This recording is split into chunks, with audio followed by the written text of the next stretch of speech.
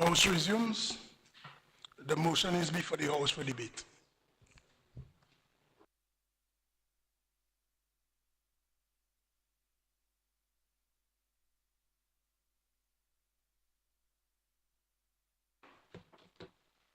Yes, Honorable Banshad, you may proceed.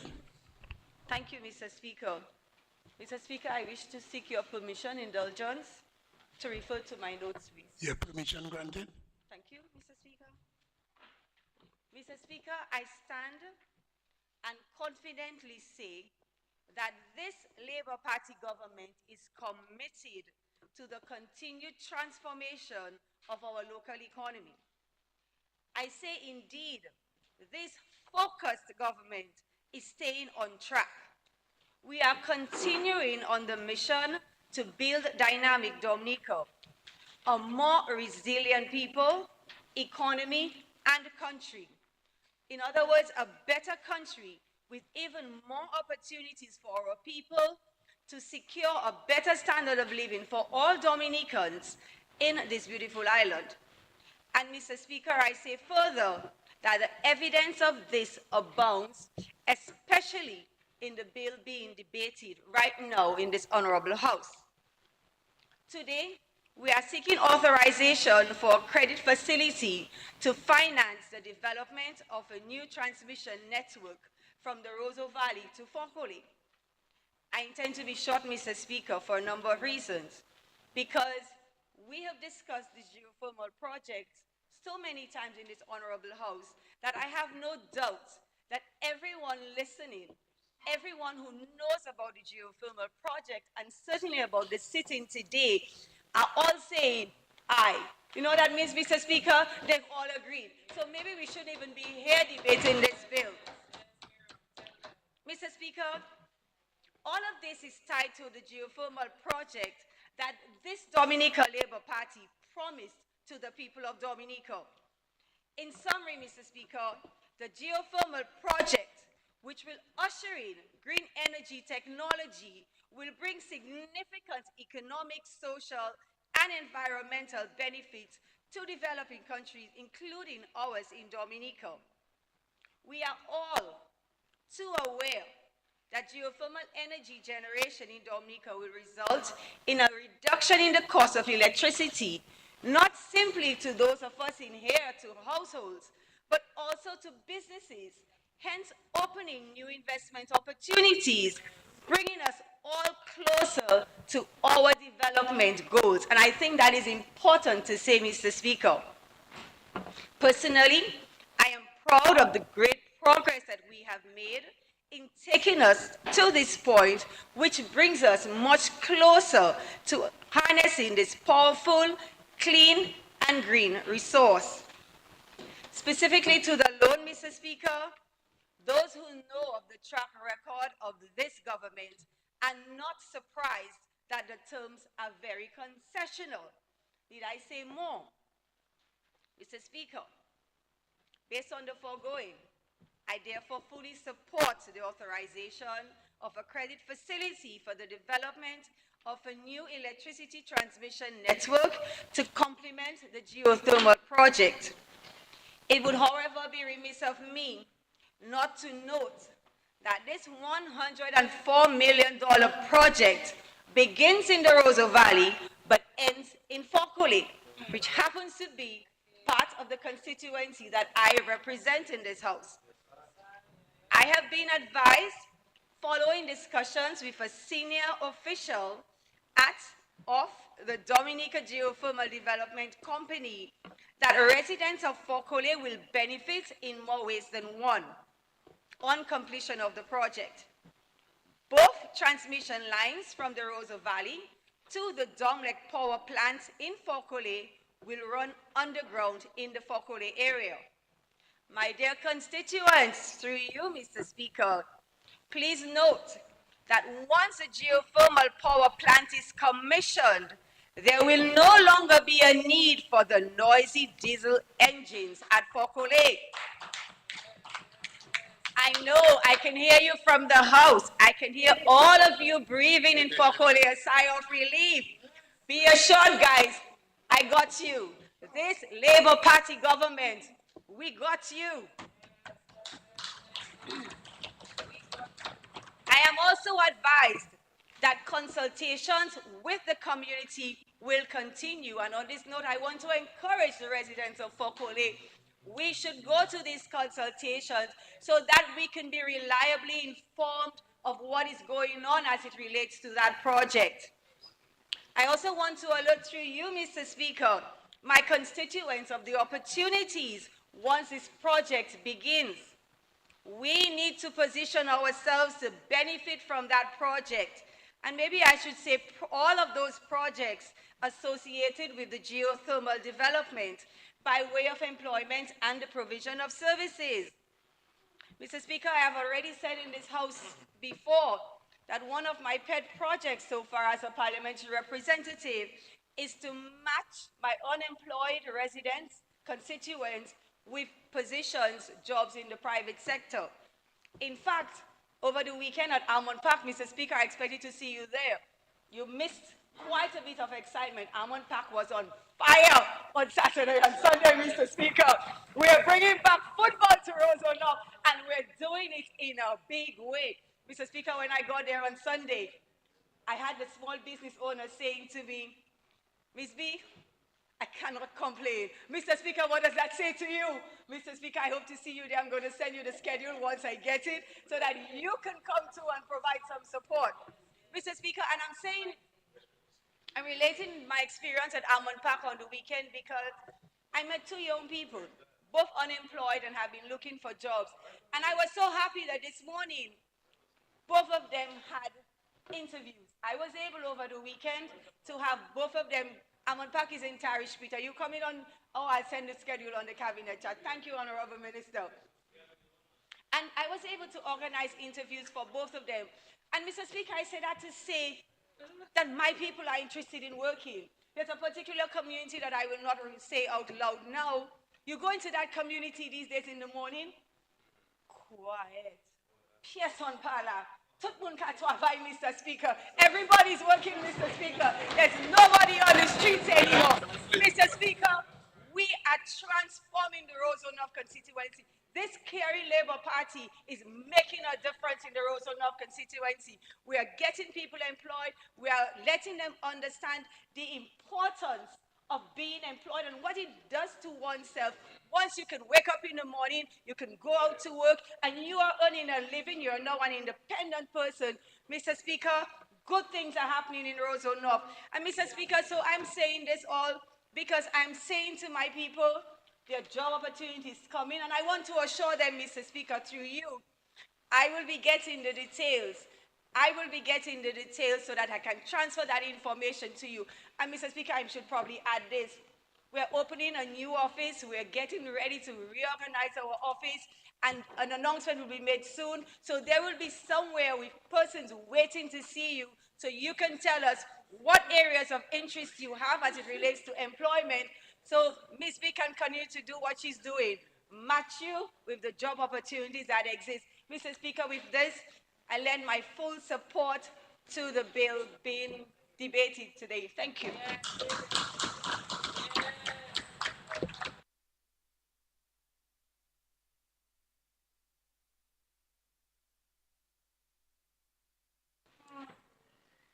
Yes, Senator Anderson, you may proceed.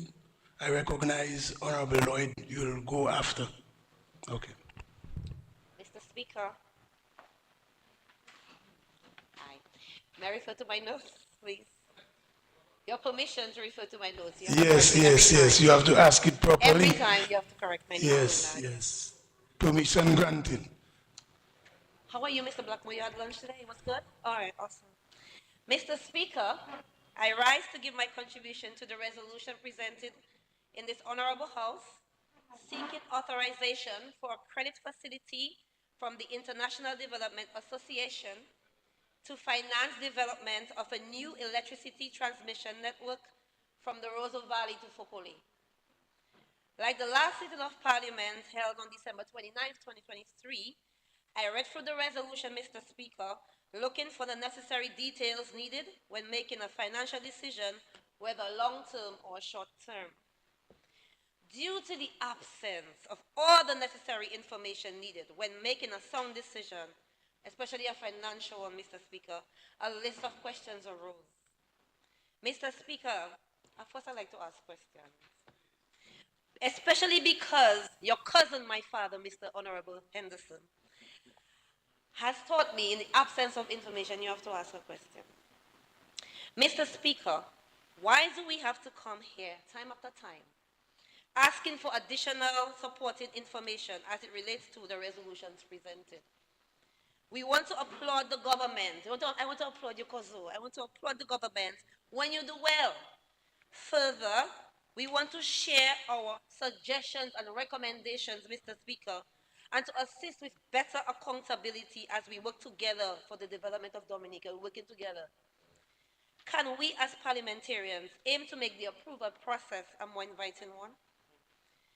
By virtue of Section 3.1 of the Loans Act, Chapter 64.5 of the 2017 revised laws of the Commonwealth of Dominica, the House of Assembly may by resolution duly passed authorize the minister responsible for finance to borrow by means of credit.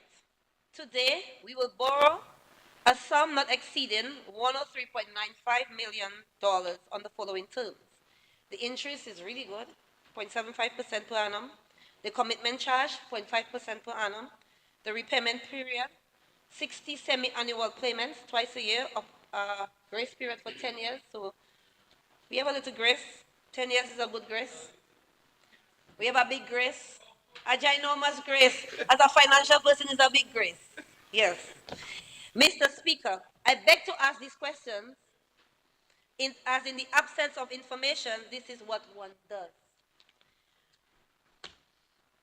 Where is the copy of the project financing agreement? Every time I come, I have to ask for that. Why are we not privy to this information, which will help make an informed decision to support or provide recommendations to the resolution? When we apply for these loans, aren't we to present a business plan or a project plan with reasons for requesting financing? Aren't we to present to our lenders documents which shows that we can repay these loans? Having worked in the financial industry for some years, this is a staple request from every lender. As a borrower, you must present a project plan or a business plan to your lender. Where is the project plan which signifies that we as borrowers, we got this, as Ms. Blanchard over there said, Honorable Blanchard, we got this, that when the loan is granted that we have the ability to pay. Mr. Speaker, the Minister for Finance in his preamble earlier informed that DOMLEC does not have the capacity to facilitate the level of transmission that is required at this time, nor do they have the available financing to fund this new electricity transmission network. To date, DOMLEC owns the current transmission system that provides power to the people. With this new electricity transmission network, Mr. Speaker, who will have ownership of the new transmission network? How does this transfer of power affect DOMLEC's ability to operate efficiently, reaping profits? How will this transfer of power, Mr. Speaker, affect the small shareholders of DOMLEC? What is the projected cost for maintenance of the new electricity transmission network that DOMLEC will have to pay? Where will DOMLEC's growth come from to meet its power supply commitments when the government has taken away DOMLEC's production and distribution capabilities, thereby excluding it from the management of the production it is required to sell? While the government continues to announce its efforts to reduce costs and have renewable energy, which I'm all for, everybody wants a reduced bill, how are we going to achieve this reduced cost? This is what consumers of Dominica, like myself, would like to know. How will we benefit? Thank you, Mr. Speaker.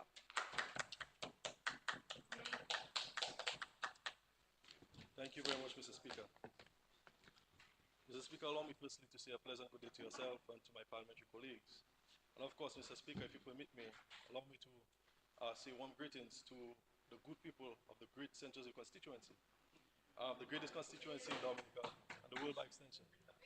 Mr. Speaker, Mr. Speaker, you know, every time we say the word geothermal, I have a certain constituent whose speaker is always up, um, and he is a member sitting in here.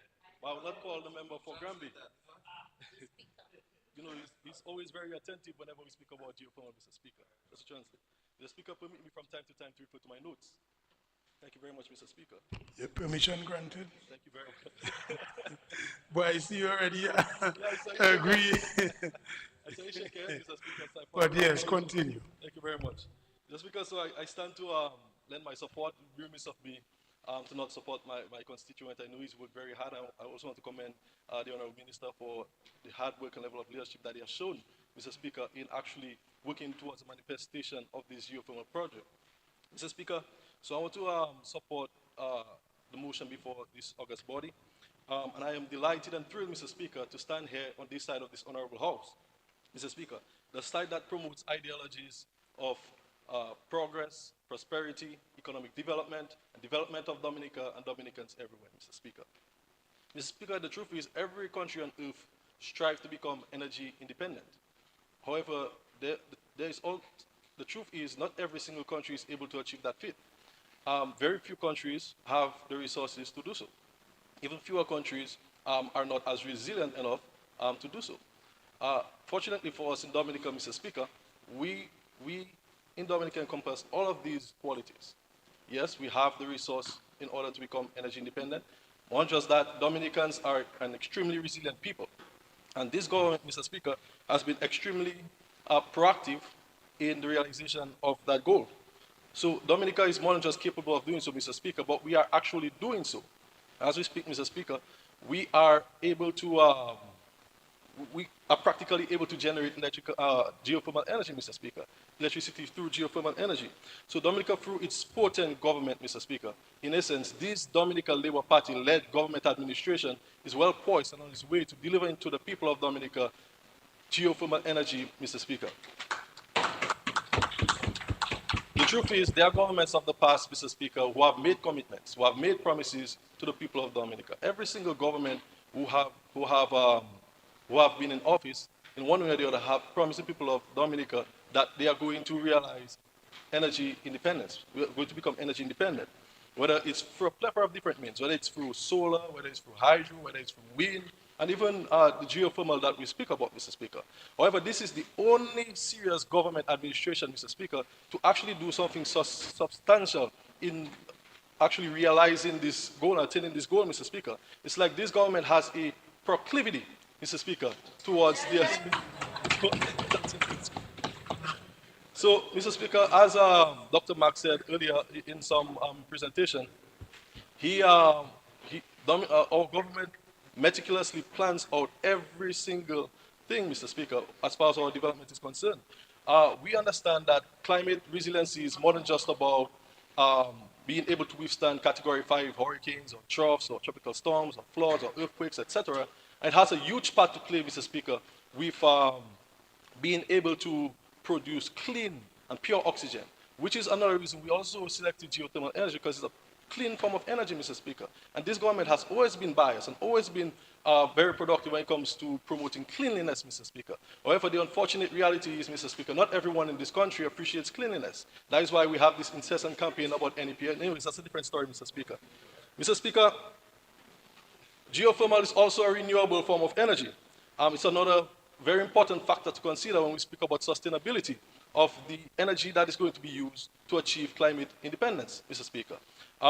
So what this means is that our reliance on geothermal is going to help us reduce reliance on imported fossil fuels, and more than just that, insulate our economy against the volatility of global energy prices, Mr. Speaker. So, for example, if there is some conflict going on in some other part of the world, say between Ukraine and Russia, Mr. Speaker, which it is, and Russia decides to stop supplying the rest of the world with fossil fuel, then that's not going to affect the price of electricity in Dominica or generating electricity in Dominica in any way. That is because we use, and that brings me to my next point, geothermal energy is a locally sourced resource, because we use our own local resources to basically generate electricity, Mr. Speaker. So irrespective of all of those existential threats and exogenous shocks which continue to challenge and confront the world, Mr. Speaker, and the world's economy, we are basically going to be exempted to such threats, Mr. Speaker. And we can take pride in knowing that we are climate resilient and energy independent nation, Mr. Speaker. Not many countries can say the same. Mr. Speaker, I heard the honorable member raising a bunch of questions. However, the correct questions are never asked in this honorable house. And the truth is, even if I were to stand here, Mr. Speaker, and explain, to elucidate, and to respond to those questions, Mr. Speaker, it is not going to, not going to go anywhere. Because the truth is, Mr. Speaker, there are a lot of people who suffer from something called, and I'll bring this term to Parliament, to the people of Dominica, cognitive dissonance, Mr. Speaker.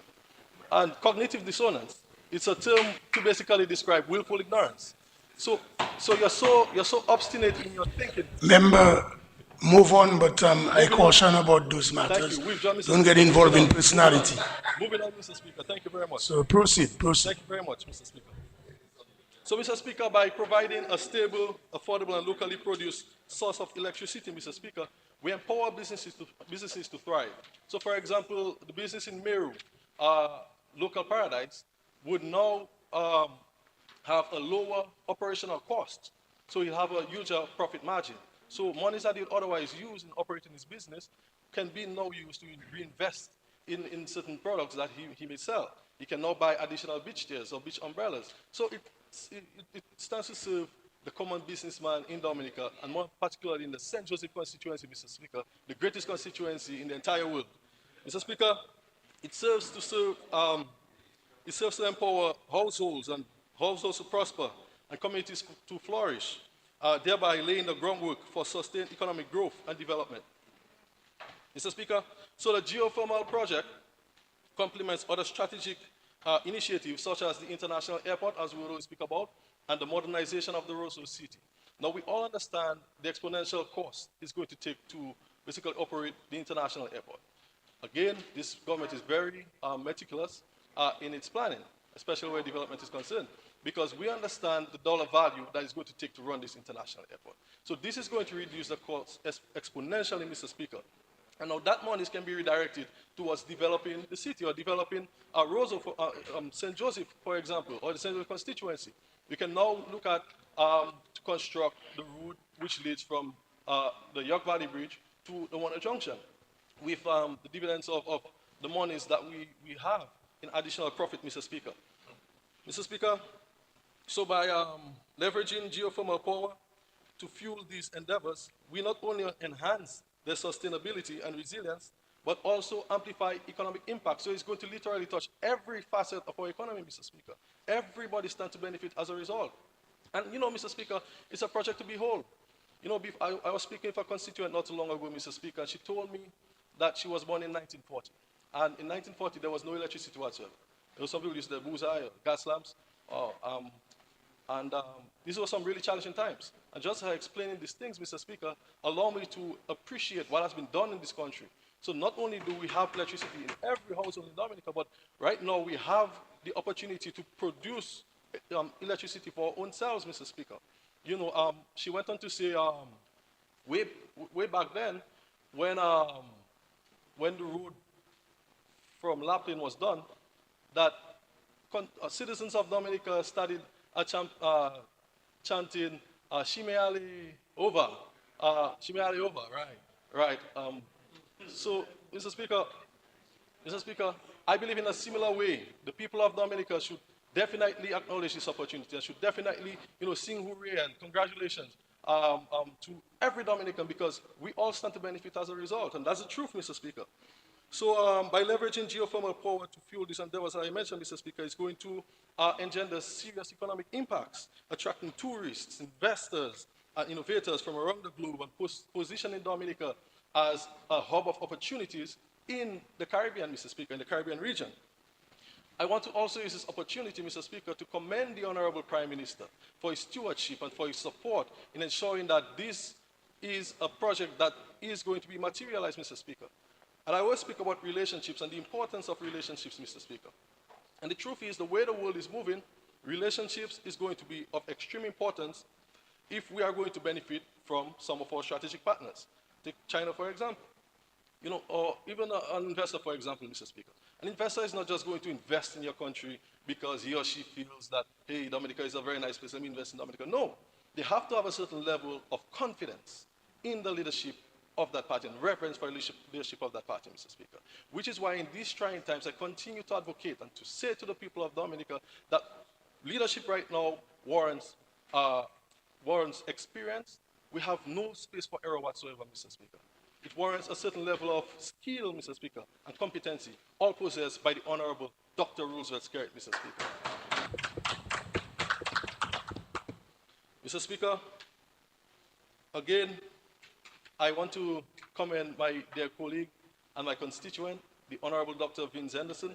He basically embodies everything. He is the epitome, Mr. Speaker, of a real Jasenju.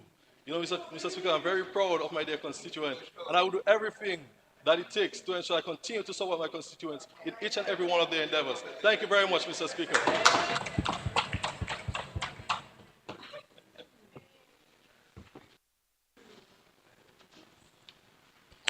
Yes, Honorable Charles, you may proceed.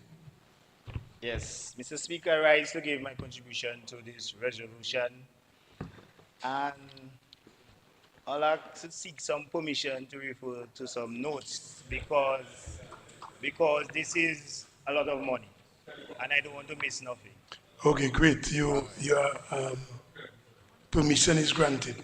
The Geothermal Development Company Limited states our mission is to increase the use of renewable energy in the provision of chapter electricity by the responsible exploit of Dominica geothermal resources. Now, geothermal is a brainchild for the Honorable Minister Dr. Henderson. But 1907. But right now, geothermal is not a child anymore. Stating that because geothermal have gotten millions, donation, funding by the government and foreign donors. But I think after a child have become grown and you mold that child properly, that you have to let go of that child. I just repeated that the FS, the financial controller, is not there, but the Minister of Finance is there. After we push and we generate a lot, because we have some facts there that benefits of geothermal energy are clearly documented as the most sustainable source of renewable energy. Yes, it is. I know that. We also give them $150 million. That is just for infrastructure, stated as Mr. Pinard stated earlier on. That's just for infrastructure. That is joke. Now, we come in today now, it's been a long, long while since we asking for geothermal to give back. But anyway, we're giving the child some more support. God, we don't want to abandon our kids. We're going to give them some more support again. Now we give them some more money. Now, just across our neighboring island, Guadeloupe, 1986, that's the year I born. 38 years. 38 years. I hope we pattern from Guadeloupe and take all the unforeseen and the foreseen and all the expenses in consideration. Because this is still 1986. So nobody can come and say it's going to go wrong. Mr. Speaker, we are all in. As the Prime Minister said earlier on, the Chinese say when you build roads and communication, you can make millions. But based on the supplementary, we have a few roads building, but have more to build. Other than talking about East Coast and West Coast road. But the most important road in Dominica, I'll leave them to fix it. I'll leave it alone for next time. But we're spending a lot of money on the child have grown in. Now, as he said when he went to Miami and Dubai, it is so, UAE, sorry, it is so vibrant and so reliable that they're going to get the energy. So that alone can sell itself. So this energy minister can sell the viability of the geothermal without using our little loan and all of this thing to fix our roads and other things. He can sell it because it's so viable. The whole world knows it's viable. We don't ask him if it's viable. We know it's viable. But Margaret, give us a little ease up on the budget. Go out there and ask for private funding, donors, to give us we want to be a little more liquid because we're in a tropical place and we want to be resilient. We want to know when something, God forbid, something hit. I'm so glad the Minister of Government's coming. When something hit, we have something in the kitty there so we can react and sustain the economy very fast. Because when we just throwing down money in heat and you don't give him back no heat, it's a hard thing. We want back something, but we know it's going to come now. Look, I 38 years in. God look, no God look maybe briefly going to benefit. We need it to come back. So what I just said just because I was 16-year-old. In 10 years now, she's 26. And that time everyone started to pay the loan. She don't even know about the year for man. She hearing about that. So now the child have grown. Millions, millions, millions. Let go the child. The child have to go out to Miami, get the funding. Because this is putting a little burden on us because it have a lot of other things to do. International airport, all of them put the international airport in the geothermal. When it reach Fokole, when it reach in Wesley, that's the next course again. When you going to reach Wesley? We're going to pass and go Wesley. Now we have to spend the next month to reach Wesley. Yes, it's viable, but it's costly. Now go look, I have this thing for 38 years. 6 to 7% of the consumption, it is supplied. So I don't know how much it's going to supply here. Dominica have population, a lot of population compared to us. So yours is viable, but it is viable in our pocket, our government pocket. Yes, but we are all in, so it's too late to even pull back now. We are millions in. So we need to get this thing right because we have a lot of lessons to learn. Because we have a lot of concerns. Because the concern now is geothermal now. This, hold on. According to Dave Stamp, operation manager of Dominica, the International Donor Agency will be required to make grants available for green energy projects. Stamp also indicated that the key tool is to form partnership for this project with institutions like the World Bank, low-cost grant funding if possible. If not, then very low interest rate funding. So they've said that is the government taking on board any of these suggestions? That to get, no, you have to, we are forcing our government pockets. Yes, but we are forcing, so you have to remember, we have to let go of the system because we give you millions and millions and millions and we're waiting for outcome. I showed me Honorable Roland Reagan that we have improved the agriculture tremendously. But anyway, we're not going there. And one more thing, OMAT, the agreement. After, well, it's 20-something years, 25 years, they hand it over. You all must have your Domlec, have everything set up to take over, to refinance, to set it up back, to get it to fully, because you're not going to get it 100%. It's not going to be 100%. It's not going to be 100%. Now we have to break that down. $103 million. The interest rate, you have to pay it by 2044. Now, this now is an next plan that is unforeseen. Because when you're spending all this, we need some more equipment for hospital, we need to fix some more roads, because if you don't have roads, you cannot make millions, as the Prime Minister stated again. You cannot make millions, we need communication. So this project, as you said, I mean, we are very ambitious, and we want to spend the money to make sure we are the first resilient based on how we push the country. But we cannot force ourselves anymore with geothermal. Geothermal will get there, but let geothermal get there based on the premises and the merit that you push out there, which people already know it is very sustainable. Give our financial pocket a little burden, a little ease up. Stop burdening it without giving back anything. Because the international airport is going to give more and faster before the geothermal. And geothermal is not going to reach Wesley by the time geothermal started. It will never reach Wesley. It's not going to reach Wesley now. Even though it will not reach West for the international airport, it will not reach West in any time. Anyway, that's a matter, that's for technical thing. So now we're going to grant you, the House is going to pass the resolution. We're going to grant you the money.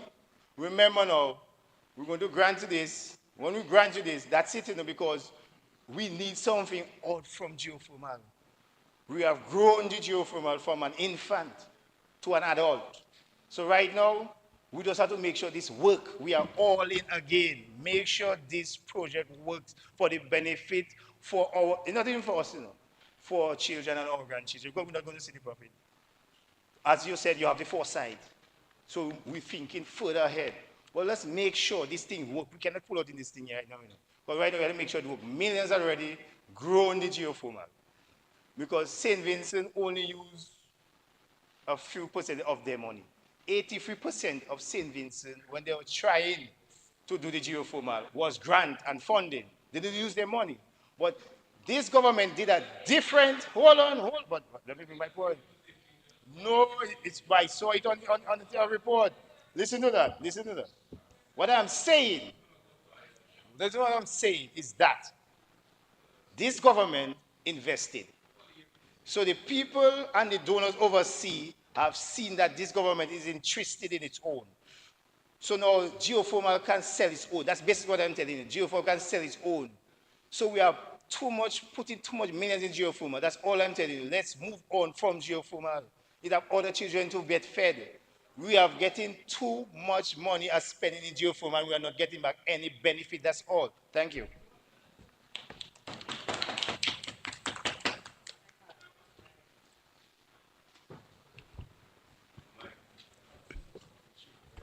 Yes, Honorable Defoe, Mr. you may Speaker, proceed. thank you, Mr. Speaker. I rise to give my support to the resolution, for the authorization of a credit facility. Okay, every time. I can move on my hand. I don't carry anything.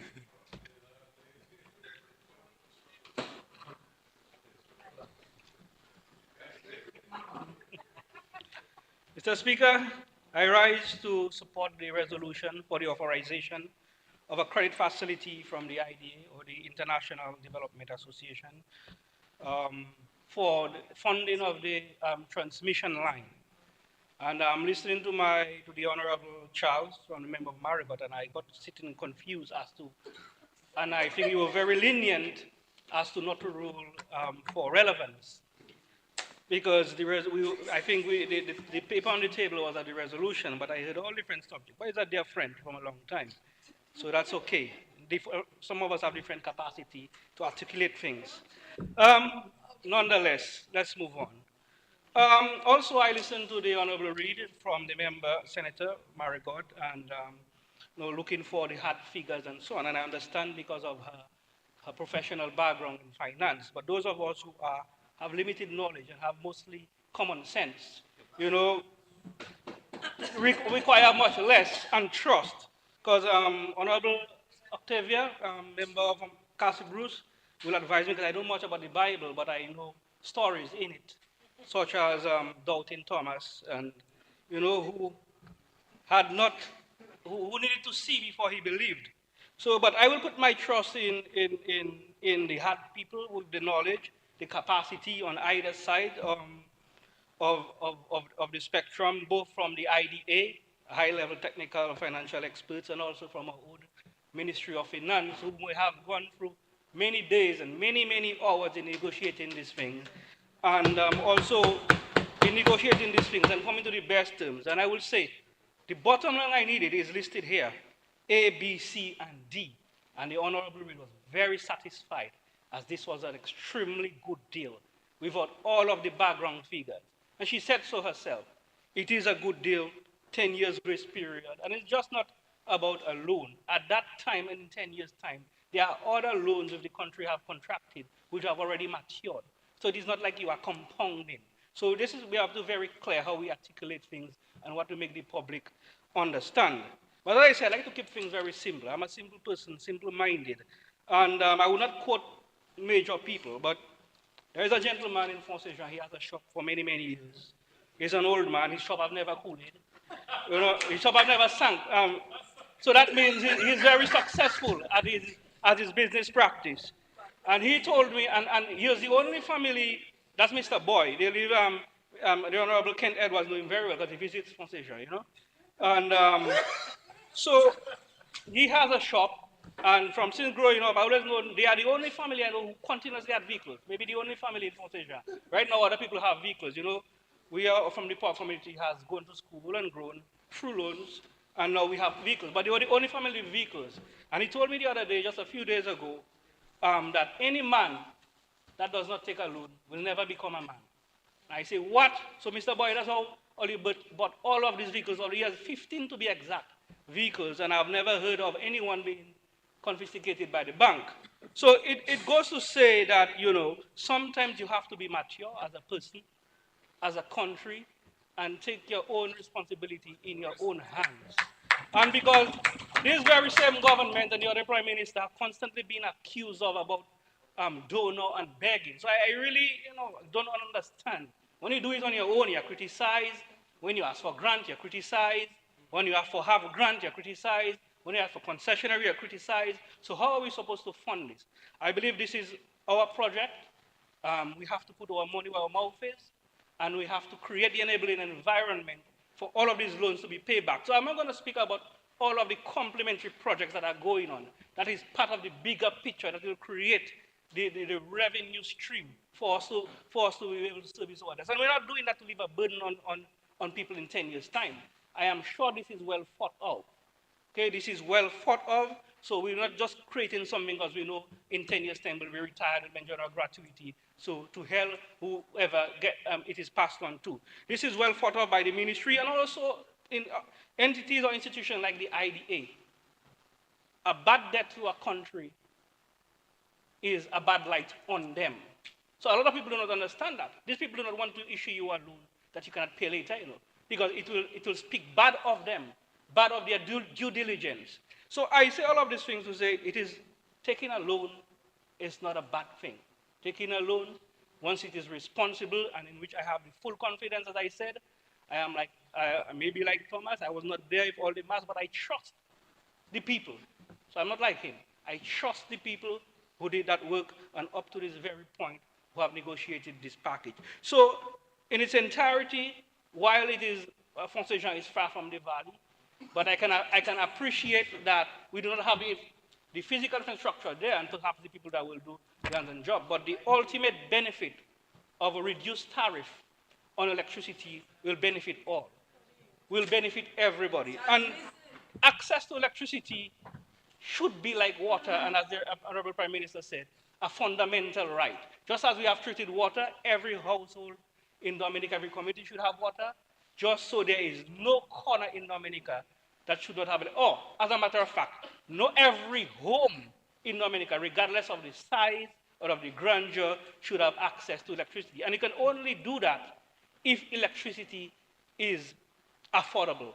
You can only attract manufacturing if electricity is affordable. We can only expand on our business ventures and attract people to the island, investors, if you have affordable electricity. So we don't have to be in the valley. And this is the ultimate aim. At least 40%, 50% reduction. And the numbers look that way as we had articulated before in the previous bill when we were seeking for the funding or the approval for the operation of OMAD. So, I mean, I can go on and on and on and on. But I will just, this was my contribution. I wanted to support the government and the resolution.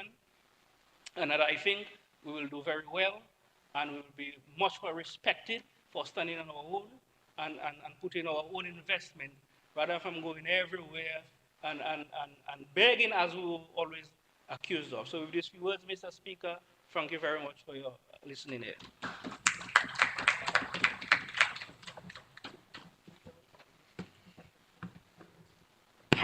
Honorable Royer, you may proceed. Mr. Speaker, thank you. And I also join my colleagues in standing to lend my support to this resolution. Mr. Speaker, we are elated by the fact that the government has entered into an agreement with the Geothermal Power Company of Dominica 2023 Limited to build and operate a 10 megawatt power plant. Now we are into this next phase of the geothermal development, where a new electricity transmission network is required to connect the plant in Luda to the hydro electric power plants in the Roseau Valley and Domlec distribution station in Fokoli. Mr. Speaker, the value of this investment may seem endless, but this will be money well spent because of the endless benefits that will be derived. Mr. Speaker, the cost of energy determines how competitive a business can be in terms of the operational cost. The higher the cost of operation is the higher the cost of the service that is provided. But based on literature and experiences in our country and in other parts of the world, Mr. Speaker, the introduction of geothermal has reduced the cost of energy significantly. Mr. Speaker, this will make us as a country more competitive and we'll be able to attract more investment. This also means that homeowners will have more monies in their pocket because of the anticipated reduction in home energy costs. Mr. Speaker, this investment will support many other investments, particularly in the manufacturing and processing subsectors. I can speak to the $5 million investment that are currently being made in our agro-processors to buy new equipment. That requires cheaper energy, Mr. Speaker. I can speak to the $6.4 million that are currently being made to construct a new national abattoir.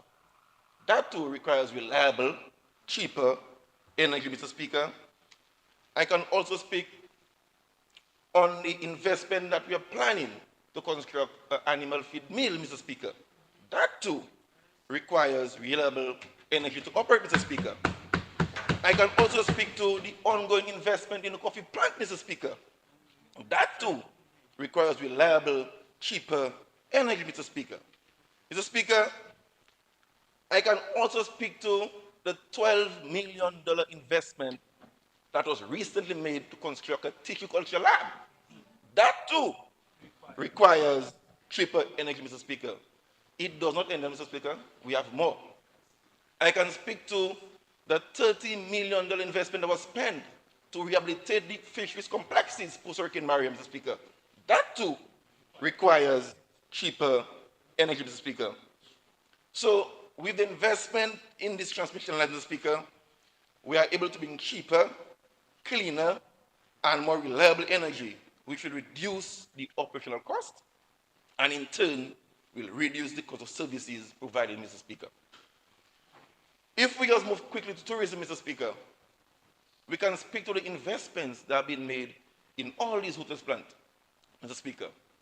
We can speak to the planned investment in the marina, Mr. Speaker.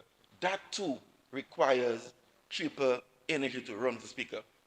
And the big one, to crown it, Mr. Speaker, we can speak to the construction of the international airport, Mr. Speaker. That too requires cheaper energy to operate, Mr. Speaker. So, Mr. Speaker, the investment in the transmission line will enhance the competitiveness of all this investment, Mr. Speaker. So, just before I sum up, Mr. Speaker, I just want to thank Honorable Vince Henderson for his efforts over the years.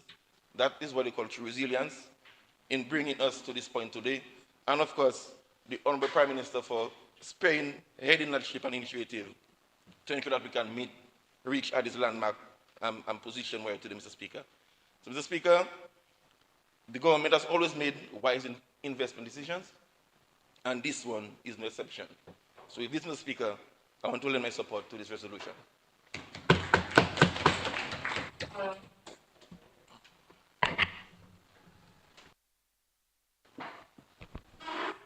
Yes, Honorable Blackmore, you may proceed. Yeah, Mr. I said I was not going to make any contribution on this matter. But when I realized the significance of it from a political standpoint, firstly, I feel obliged to say a few words. Mr. Speaker, I support in its totality the resolution. But Mr. Speaker, I listened to the member from Marigot, and he made reference to whether I should take care of a child for eternity. And I said to myself, that is what distinguishes the Labour Party from the other parties. It's about caring and loving. Now, I want to also ask him, it made me think of some folks who stop supporting their children even when they're vulnerable, even when they need your help the most. And he's asking us to turn our backs on a project that is going to create an environment for Dominica to make this country more competitive, Mr. Speaker. And Mr. Speaker, Honorable Professor Anderson, Dr. Anderson earlier on made a very important point when he spoke about geothermal in the supplementary estimates when he was seeking approval for that very important measure. And he said something I want to give some more currency to, Mr. Speaker. And he spoke about the importance of having leadership and a party in office for a long period of time. And I want to add some currency to that, Mr. Speaker. Because we have been speaking about geothermal, as if to say, one morning, while drinking coffee, looking at the sea, the Prime Minister got up and said, let us pursue geothermal. The kind of thinking, Mr. Speaker, and we are at the point of this project which manifests, Mr. Speaker, the deep thinking behind this project and the planning, Mr. Speaker. I know of a number of folks. I had a friend, I don't want to call his name, his siblings are still alive, and he told me that he was going to get married to a girl, one of the most beautiful girls in our area. I shall not call her name because she's still alive. And he said he's going to get married to her. And I was, and so I look at the girl, I knew her, and I also knew him, and they were not compatible, all right? Then when I spoke with him a couple months thereafter, I realized he had a dream. He was dreaming that he was going to get married to this girl. But I'm saying that, Mr. Speaker, to say that all expressions before of developing geothermal energy, the potential, goes back long before the Prime Minister was born, and long before most of you in this Parliament, on both sides of the House, were even conceived, as I said earlier on. But the leaders before, Mr. Speaker, all they had was a dream. A dream. A dream, therefore, has to be followed by a plan and a vision and the hard work in order to achieve that dream, Mr. Speaker. And that plan is going to require, Mr. Speaker, your ability to mobilize the resources, both in terms of technical and financial, Mr. Speaker. That is what the past administration, going back to the 70s, were not able to do. A dream, but a dream, as I said before, let me reiterate for emphasis, also manifests sacrifice, hard work.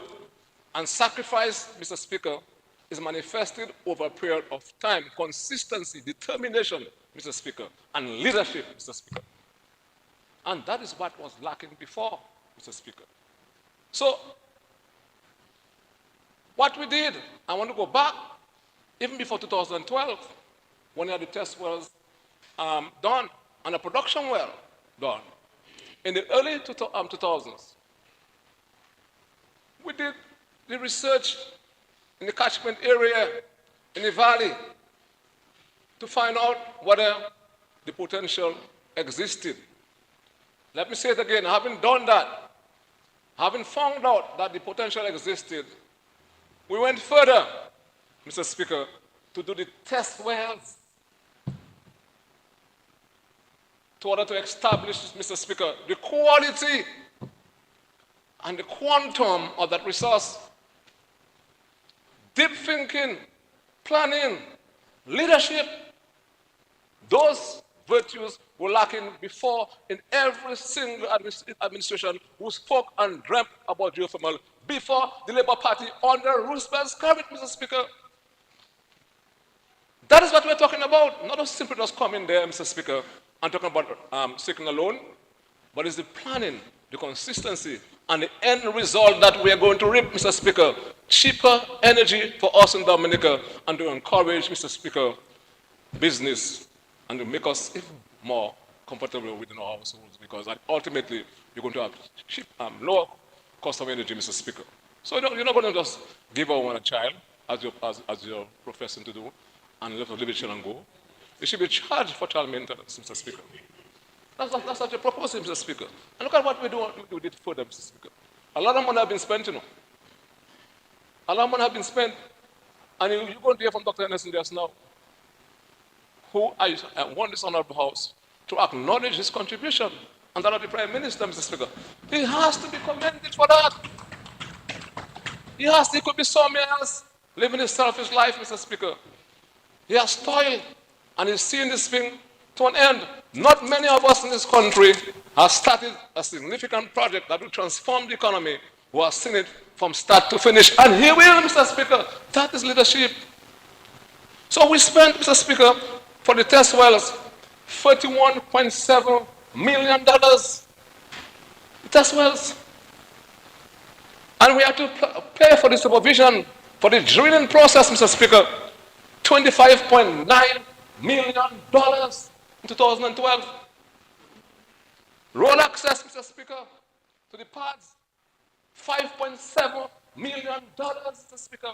We're not so simply just coming there asking for money. It has been a project that has been conceptualized by Labour and manifesting itself from start to finish, Mr. Speaker. And then, Mr. Speaker, we also did a production well. $17.5 million was spent for the production well. And when we tested it, you know the quantum of the power? 11.4 megawatts, Mr. Speaker. So what we have done, Mr. Speaker, and then we did a reinjection well, but there were issues with doing a reinjection well. All these things that we have done as a responsible government, transforming a dream into reality. I hear a lot of us talking about nothing is happening in geothermal, but you have to understand the process. It is tough, it is hard, but we never abandon ship because of a safe and serious leadership, Mr. Speaker, and consistency, Mr. Speaker. Having a dream is one thing, but to work towards achieving the dream and have to be consistent. You know, and Mr. Speaker, what that has allowed us to do over the years, this production well, is to provide us with the opportunity to study and to develop more technical information and to further inform us as to the way forward. That is why now we are ready, Mr. Speaker, and we have spent twice that amount of money that was with to under his leadership and that of the Prime Minister and the Dominican Labour Party. So we can't just build a production well. Now we are taking the power to one of our main distribution centers. And it goes back again to thinking. Now he spoke. Now, let us suppose, Mr. Speaker, hypothetically, Dominica was not owned by the government. And the consequential impact of having to negotiate agreements and stuff. With the same activity that we are proposing to do now, that we are not proposing, we shall be doing now. The lines that we're going to put in, let us suppose, again, so the government sat down and decided to acquire Domlec would have been in the best national interest of this country, bearing in mind our plans for the development of geothermal energy, Mr. Speaker. That is what leadership is all about. So you have to sit down and take notes as to what good leadership is all about. So all the folks are talking there in their mouths there and talking nonsense. They have not run anything in their life.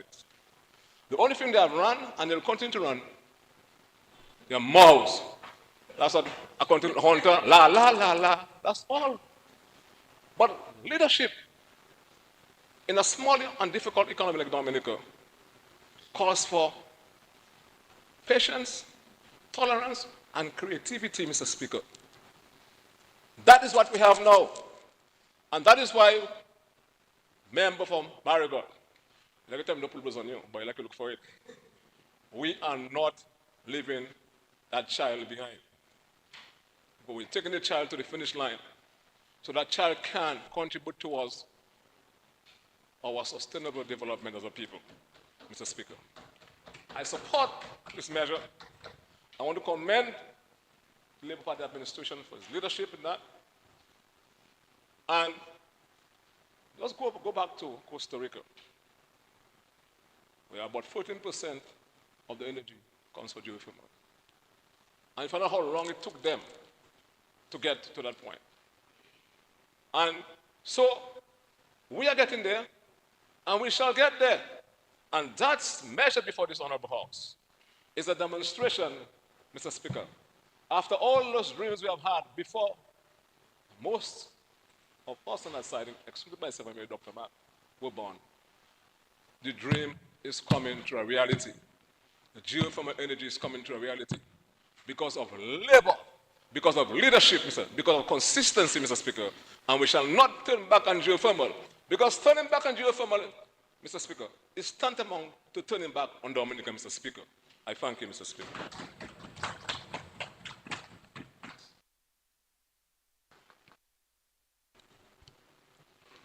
Yes, Senator Paris, you may proceed. Mr. Speaker, other members of Parliament, good afternoon. I stand to make some brief remarks on the resolution currently before the House. Mr. Speaker, a lot has been said, and there's been plenty debate on the development of Dominica's geothermal potential. I don't think we need to go back into the weeds of whether it is a good idea or not. We passed that stage. Geothermal is good. This is the most sustainable, or one of the most sustainable renewable resources that any country that is fortunate enough to have the ability to tap into can actually get. And Mr. Speaker, quite honestly, I think some congratulations are in order. Because if we can do this right, if we really get it right the first time, we will see geothermal power in Dominica. It will happen. The eyes will have it. While I'm saying that, I want to join the rest of the parliamentarians in congratulating member for, wait, you're the member for Granby, but you're a constituent of St. Joseph. I don't want to mix it up. But Dr. Vincent, I want to congratulate him. Mr. Speaker, that's not funny. I just wanted to be clear. I don't want to mix him up because I hear somebody claiming him and so on. But, Mr. Speaker, he has been one of the most consistent voice on this issue. I think he's done a lot of work in the area. Consistently, he has mentioned earlier in the supplementary debate that he himself has grown in the process. And, you know, congratulations. And we look forward to the reduction in power that has been promised throughout this process. I think that's one of the big ticket items that Dominicans are concerned about. You know, some people talking about what can happen. And I think many Dominicans, majority of Dominicans are concerned about how this is going to be transformative for the development of Dominica once we can get a reduction in the cost of energy. I have not seen the analysis. I'm sure Dr. Vince has.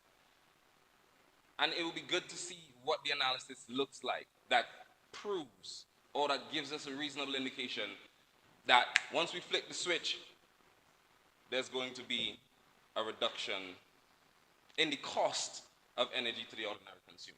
Mr. Speaker, last time we were here and we spoke about geothermal, there were a number of recommendations that we made, and I would like to revisit, with your indulgence, I would like to revisit a number of them. Mr. Speaker, before I go any further, I beg your indulgence to refer to my notes from time to time.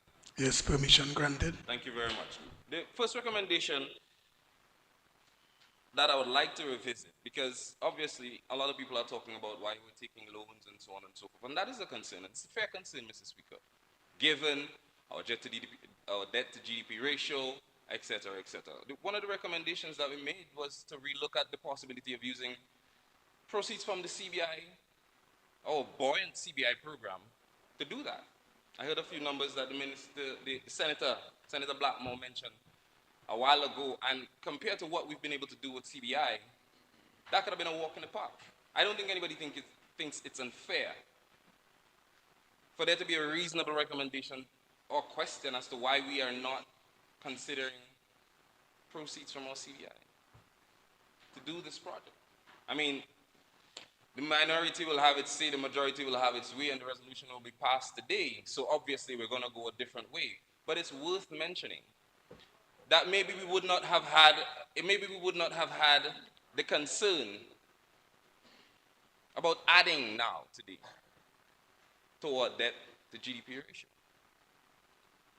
Not that it is unnecessary, but maybe we could have gone a different way. Second recommendation that I want to point out, Mr. Speaker, is there's a lot of talk about Dominic. We mentioned relooking at Dominic's role or challenging them to play a bigger role in this process. Maybe in tandem with the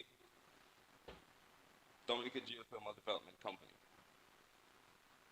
Finding a way to challenge them to grow. The Minister of Finance mentioned their limitations early on. But you have to find a way to let Dominic grow. Because if Dominic doesn't grow, it'll die. If it doesn't grow, it's going to die. This changing environment that is currently existing will force it either to die or to grow. But not only just the company, Mr. Speaker. What happens to the rest of the shareholders? How are we looking at how they play a role? Currently, a colleague mentioned it earlier, Dominic is largely, some people might want to call it a monopoly.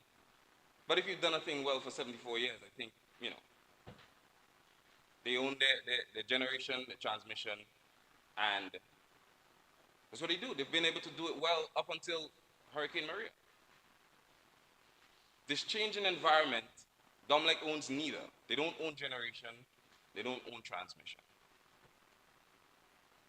How then are we confident that Dominic is going to be able to buy power, sell it back to its consumers, maintain the lines, maintain the transmission network, the new transmission network, and still be able to provide power cheaper? Seems hard to understand. It seems hard to comprehend. And maybe that's my limitations, but we are fortunate because there are people on the other side who have the information. What happens to the Dominic investors who've invested in Dominic over years? What happens to them? How is Dominic going to be able to do all that and still provide dividends to its shareholders? I know they're minority, the government is majority, but it's worth taking a look at. It's worth evaluating. Some people have their life savings in this. I don't think it's something that we can ignore, Mr. Speaker. Mr. Speaker, I want to add one recommendation to the list of recommendations, and that is in the area of mandating sustainable and meaningful local participation. Ensuring that there's a reasonable transfer of information and technology. A level of participation that would allow our locals to build capacity and to promote an equitable distribution of wealth. Now, somebody might ask why, but Mr. Speaker, it's obvious. But for those who have a difficulty understanding why that is important, allow me to elaborate and paint a picture for you. And it's one I'm sure you would understand and appreciate, Mr. Speaker, because after all, this is your field. Mr. Speaker, the loans that we're taking currently will be repaid by the children of Dominicans. Dominican truck drivers, plumbers, masons, carpenters, bus drivers, shopkeepers, vendors, draftsmen, engineers, architects, Dominican contractors. Mr. Speaker, if the environment now continues to be one where our local and indigenous talent continues to be marginalized and disenfranchised,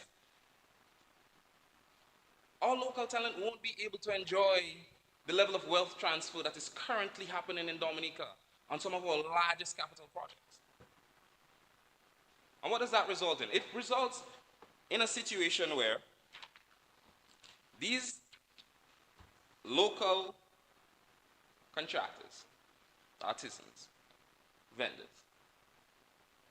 they won't be able to enjoy the wealth transfer that will allow them to do simple things, Mr. Speaker, like buying land, buying shares in Domlec, maybe shares, if it ever becomes available, in the Dominica Geothermal Development Company.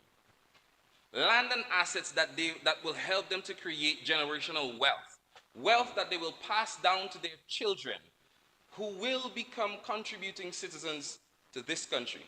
Contributing citizens in what way? Paying taxes.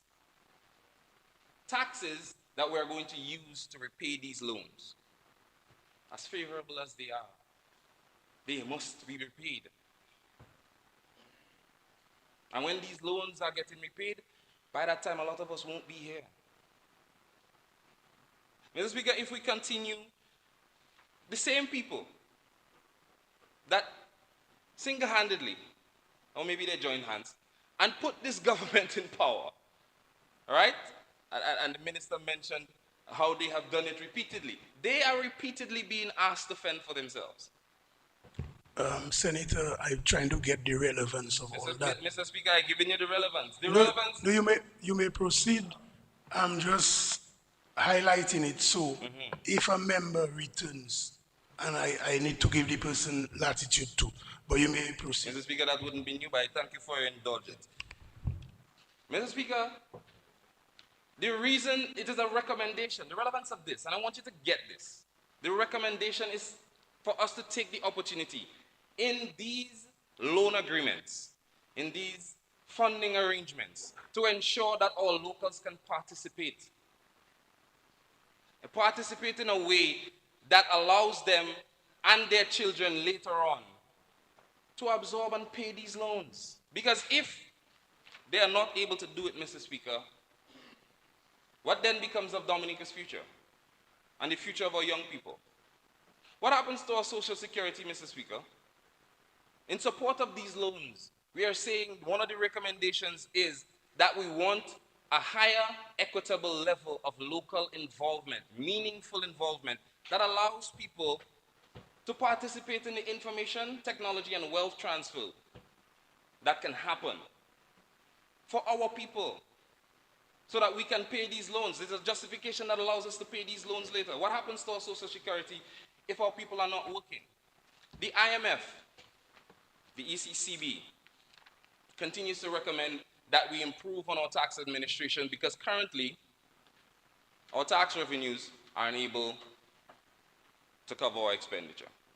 But if our people are not working and meaningfully engaged and getting involved in the cash flow that is happening here now, who are we going to tax? That is the relevance, Mr. Speaker. The relevance is that when we approve the loan, it has to be repaid with taxes. International agencies that we subscribe to are advising us to improve on our tax administration system. The recommendation is that we need to give our people more work, build up our private sector and our middle class to ensure that they can pay these taxes. Because if they're not there, who are we going to tax? Mr. Speaker, it's a scary situation, but we have time. We still have time. We have time to mandate an equitable, meaningful, sustainable level of local participation that will build capacity in our people through information, through technology, and through wealth. Wealth that will allow our people to create generational wealth and pass it down to their children, so that the burden of these taxes later on, they'll be fine with it. Because they will be able to be contributing citizens of this country to be able to manage and thrive and grow this country. Simply because we made the right decision of getting our people involved. Not just giving them structures, but getting them involved in the wealth transfer. Mr. Speaker, we speak of reparations for countries that have experienced genocide, slavery, and colonialism. Let us make sure that the decisions that we're making, we are not creating a situation where our children and our grandchildren will ask us for reparations because we used their resources badly and we sold their future unfairly to them and put them in a disadvantage. Mr. Speaker, members of the House, we have time. Dominicans are willing. They are hardworking, intelligent people, but they need access. They need their government to go to bat for them. There is wealth, there's information, there's technology that we can all benefit from now. Let us put our people first, because we still have time. Thank you, Mr. Speaker.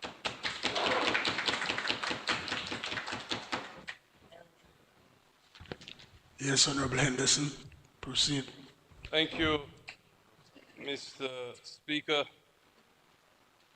Mr. Speaker, I want to thank my colleagues for being so involved in this item before us, that is the resolution to approve the loan for the construction of transmission lines from the Rosa Valley to Focally. Mr. Speaker, there are a number of questions that my colleagues from the other side raised.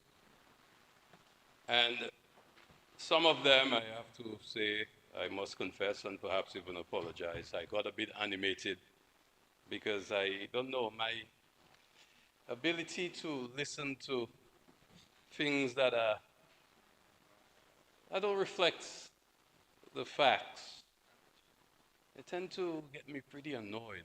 I'm working on that, but I don't know. And especially when people pick up things they hear people say and they don't have all the information. And then they come to an august body, according to my power, like this.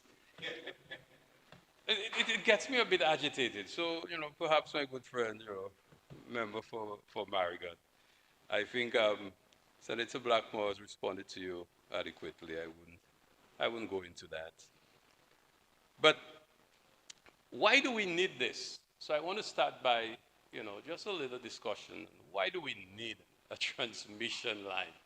Although I like to call it a transmission system, but my technical advisor likes to say lines. But I think it's because it's a system, because there are lines, but there are substations.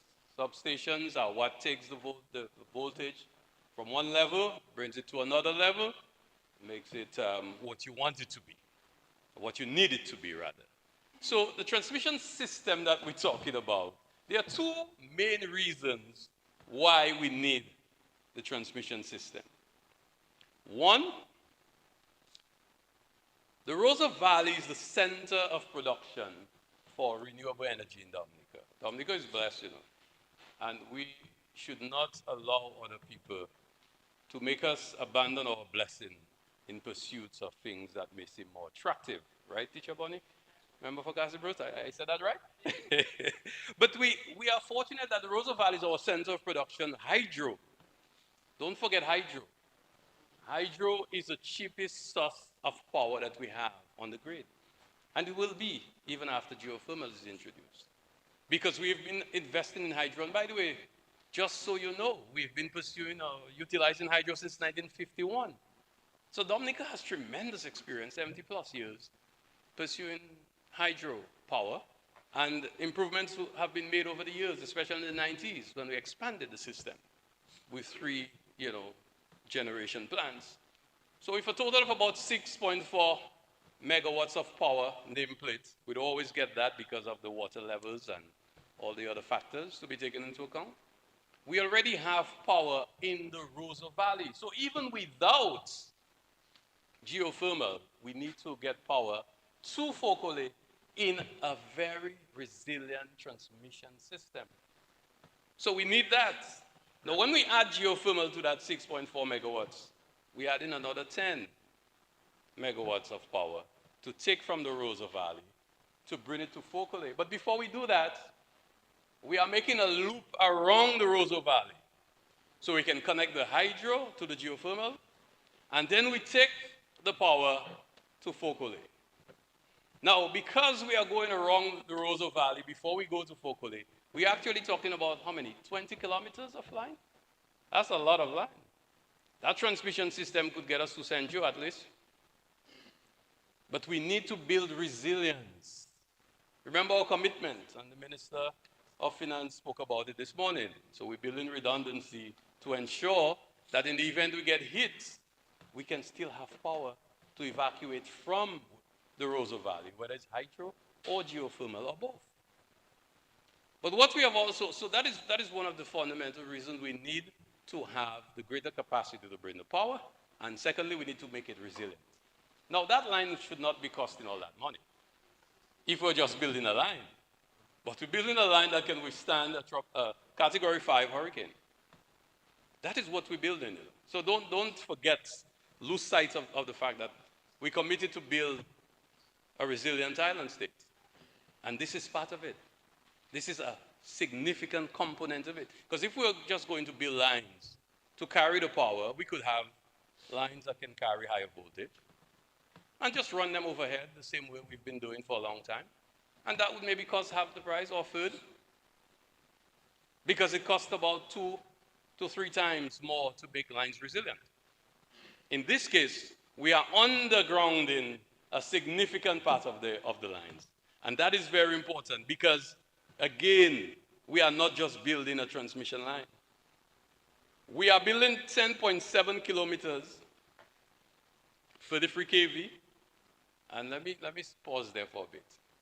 So this morning, the Prime Minister told us, and he used a Chinese proverb, I won't repeat verbatim, but to the effect that we need roads to connect. You need roads for transactions. You need roads for commerce. You need roads to connect, villages with centers. So what is really happening here is that we need transmission lines.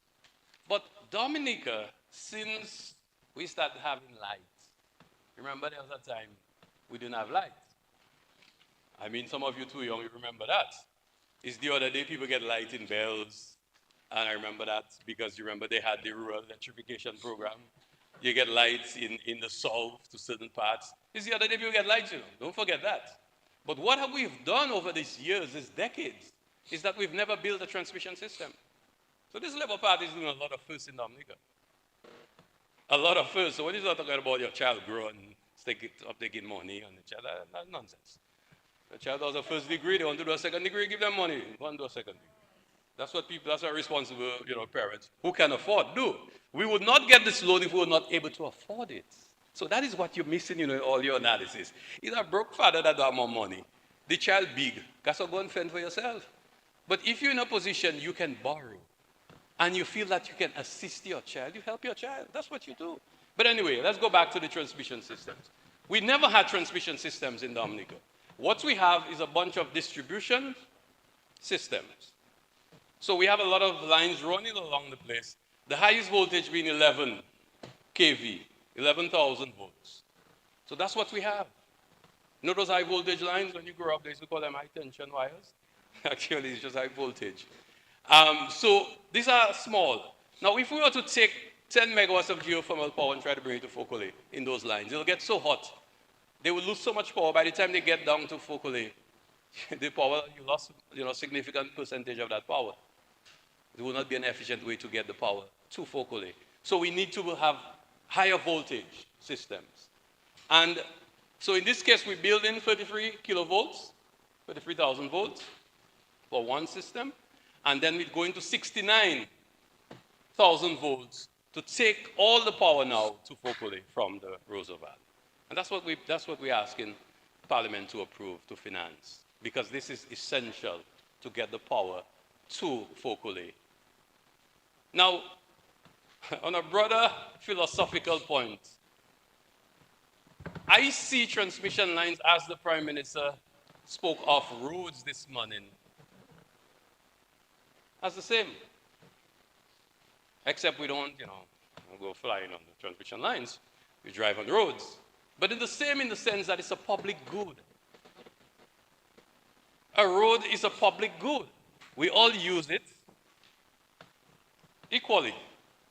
Nobody can tell us to pass on that part of the road, although some people claiming the sidewalk in Rosa. But anyway, that's a different matter. The Minister of National Security and those who have such responsibilities. But a public road is for public use. Transmission lines should be treated, and that is my thesis that I presented the other day in Abu Dhabi. Because I believe that countries now talking about renewable energy must talk about investments in transmission lines. So before I go to look at the details of the loan, I want to add a point that I started on this morning. But when I was just going down into it, I realized wrong window. Like when you send in WhatsApp and you send the wrong person message. Yeah, I was actually saying what I wanted to say for this item this morning. So I was telling you this morning when we went to Barbados in 2012 for sustainable energy for all. Countries came up with much ambitions, and we were there saying we're going to have 100% renewable energy by 2020, Minister Blackmore, at the time. And the other member states, about 40 other small island states, we all had ambitions that were over 50% by 2020. All of us. But here's the thing we found out. I found it out a few years later because by that time I started doing interviews for a research paper. And I came across a civil engineer in Cape Verde. We had gone there to do a session on smart grids, smart transmission systems, smart grids. And he told me, but by the way, all these commitments you've given, if you're depending on wind and solar, you actually will not be able to do that because the systems that you have can only take about 20% of the power from wind and solar.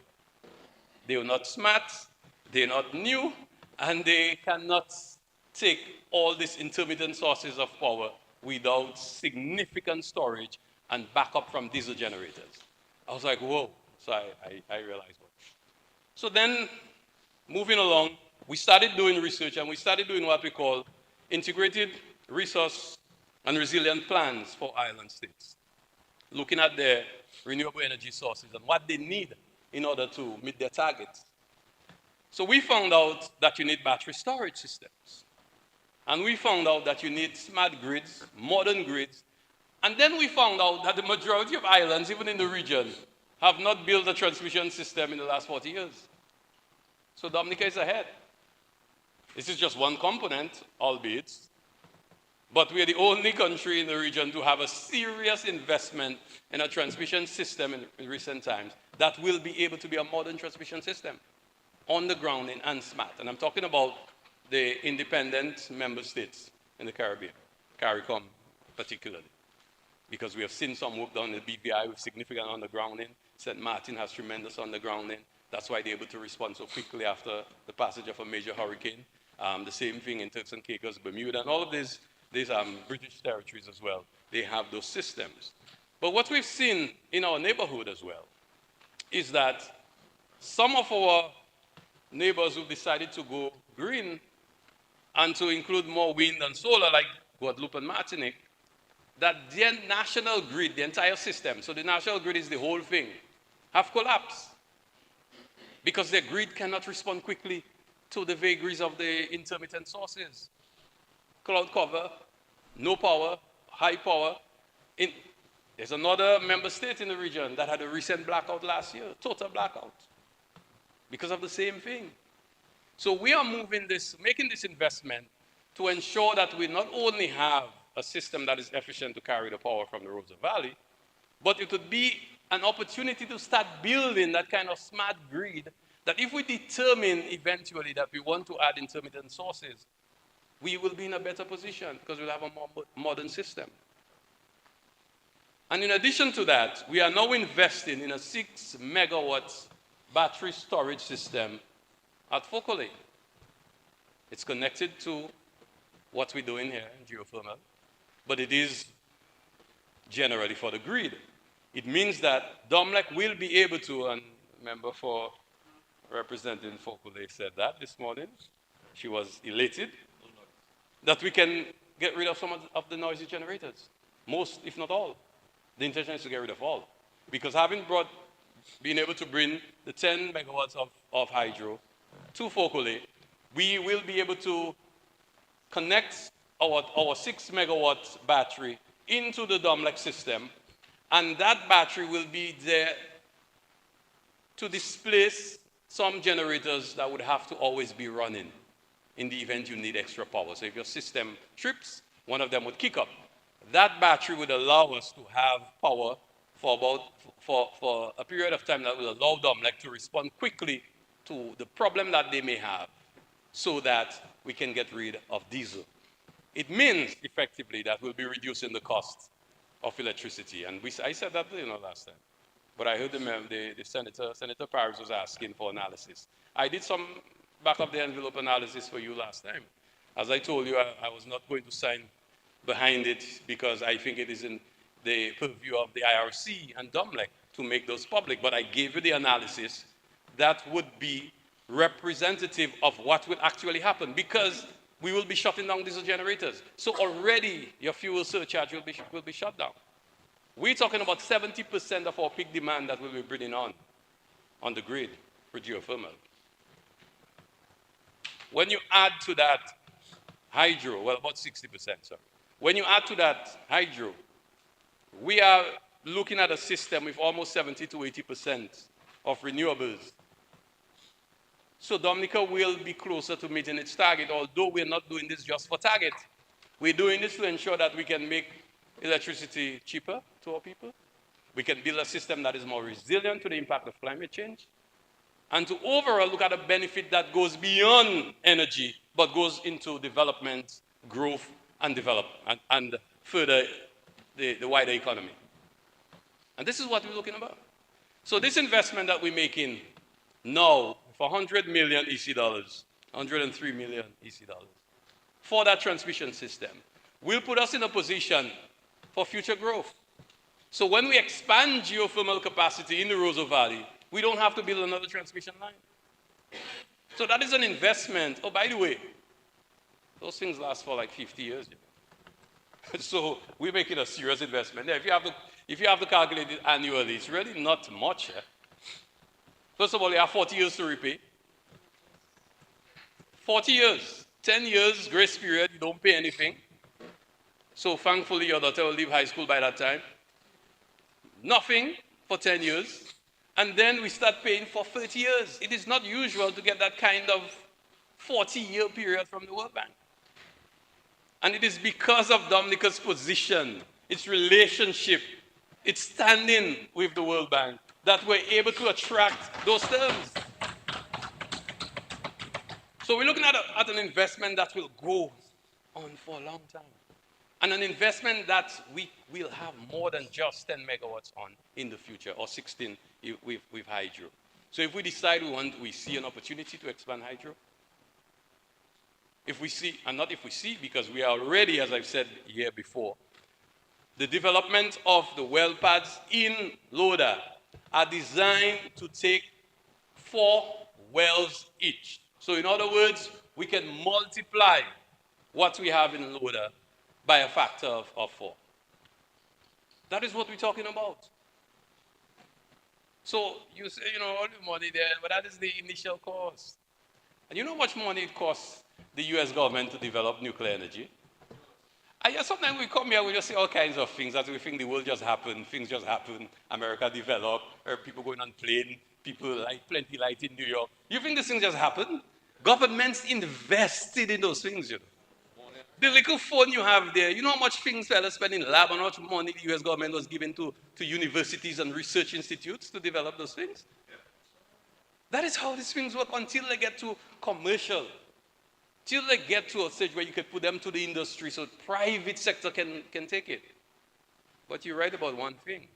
If this project's so good, why we not bring in private sector? I don't know, boys, but I think Minister Blackmore made the point.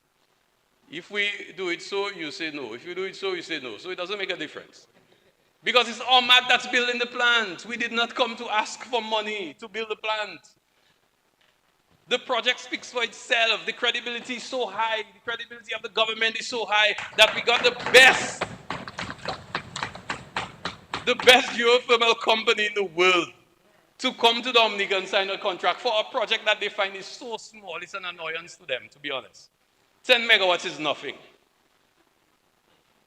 10 megawatts is a joke. When you sit, so I was sitting on a panel with Kenya on one side, Ethiopia on the other side, the US there, and the EU, and when you start talking, it might go 10 megawatts. So I shall say, I don't say in 10 megawatts. I shall say, yeah, about 55% of our electricity generation will be coming from geothermal. 55%. Because when Kenya start talking about gigawatts of power, in Kairaku, the fellas have gigawatts of power of geothermal. 100 megawatts is a typical project for them. So for OMA to come to Dominica to do a 10 megawatt plant, that is serious confidence. But I see what they see. What they see is an opportunity for expansion, an opportunity for growth, an opportunity for development. And that's why we cannot stop ourselves at Fokole, my brother. You want us to get to Wesley, you want us to get to the airport. Why you want to stop us at Fokole? This is like a road. We need to connect the power. No, we can use distributed generation. We can use solar and wind from time to time in place to place. But baseload power 24/7, always there, always ready, has to be geothermal. And we cannot waste that opportunity and not bring the power to Wesley. This is the conversation we should be having. We're going to develop this country. We're going to finish the hotels. You have the Hilton in Salisbury. You would love to see that, leader of the opposition, open. Imagine 100 young people from your community and older people as well, employed at that hotel. And then you go down the road and we have the Anichi Hotel. When that is completed, then we have the Moroccan Finance Hotel. You will look at the expansion of the how we call the American Canadian Medical School. We're going down to look at a marina that will require power because the rule will be such that once you get to dock, you must connect power. And that is cheaper, cleaner power. That has to be the rule. So that you're forcing now those yachts to buy power from you. So there are opportunities for expansion, for growth. And then when you get to you make the wrong, you get to the airport, then you're going to build an airport hotel by you there. Somewhere in Marigot, maybe all Kayambok, you might decide to build something there. So we, you're looking at the opportunities for the growth and development. And I'm saying this because we cannot sell ourselves short. We need to think big. We need to think of the transformation that we can have. When we start talking about agro-processing, we start talking about aquaculture, hydroponics. These things need power. They need energy. And if we're going to go in any large scale, we will need power. And then, here is the icing on it. We can now say truly 100% renewable power. Production from 100% renewable power. That's not just bragging rights, that can be monetized in the international community. So we need to see this as a major piece of infrastructure. But as I say, this should be seen as a public good. A public good that has to be financed by the people. And I agree with you, and I maybe not agree with the dots you try to connect, Senator Paris. But yes, indeed, it should be the taxpayers who pay and not the ratepayers. There should be a distinction because this should be treated like any road. We don't have toll roads in Dominica. In the US, you have toll roads. In Canada, you have toll roads, but you don't have toll roads in Dominica. So the same way we don't pay. 7 more minutes. Thank you, Mr. Speaker. But, Mr. Speaker, before I conclude, I want to respond to a few things, but it'll also give me the opportunity to clarify or to continue some points that I wanted to raise. But I will start by this. What happens with DOMLEC? How does this work? So a few years ago, when we first conceptualized the transmission system project, I remember we decided that we need, well, first I should say the conditionalities of the World Bank are such that the transmission system will always belong to the people of Dominica. It belongs to the government on the behalf of the people of Dominica. So the transmission system cannot be sold, cannot be transferred. But we can allow, in this case, DOMLEC, to manage it for us. So the arrangement is a unique sort of legal arrangement that we came up with a list. We call it an omelette. I think we came up with a name, but it is really an operational list so that DOMLEC will be leased the line, but they will be responsible for operating and maintaining it. So that is what we came up with. We have prepared the framework for that. We had the legal documents written up. DOMLEC agreed on where the obligations lie and where ours will lie. Who will be responsible for ensuring, maintaining, and so forth. So we have put that in place. DOMLEC will also not benefit unduly from this infrastructure. So in other words, they cannot charge users or consumers for that, but they will have to cover their operation and maintenance costs, but nothing additional. That will be vetted by the IRC to ensure, in fact, that this is what is happening. But the question, very important question, came up about the future of DOMLEC and the lack of, not distribution, they will always have, not will always have, but they have a monopoly on distribution and transmission for 25 years. This list will also, on the construction of the plant, will also extend their licenses to ensure that they have enough time to manage that asset for us. So they have a monopoly in it. What it will affect is their generation capacity. And that is something that we have taken into consideration a very long time ago. We've had a lot of discussions on that, and I mentioned that last time in the Parliament. But it will, in fact, affect their generation capacity. So we need to have some conversations around that. This is why the preference has always been to train the operators on the diesel generators for geothermal so that they can find employment there as we do generation there. Albeit it will be less, should I say, manual. It's more automated.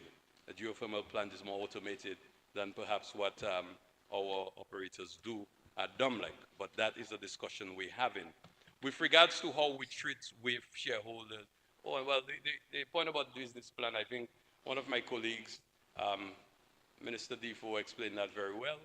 I don't think we need to go through all that discussion about business plan and project plan. That thing has gone through the strongest of scrutinies from social and environmental impact assessment to the actual operationalization of the arrangement with the government and DOMLEC, and also obviously the ability of the government to repay. That is not being questioned. The shareholders, again, it's an asset that DOMLEC will be managing. They will be paid to manage the asset, and therefore this will have no impact on them one way or the other. It will just be more work, but they will be paid for that work. So in other words, they will recover the operation and maintenance costs, which is very small really when you look at it, but they will be compensated for that. So that is something that is well taken account of. Now,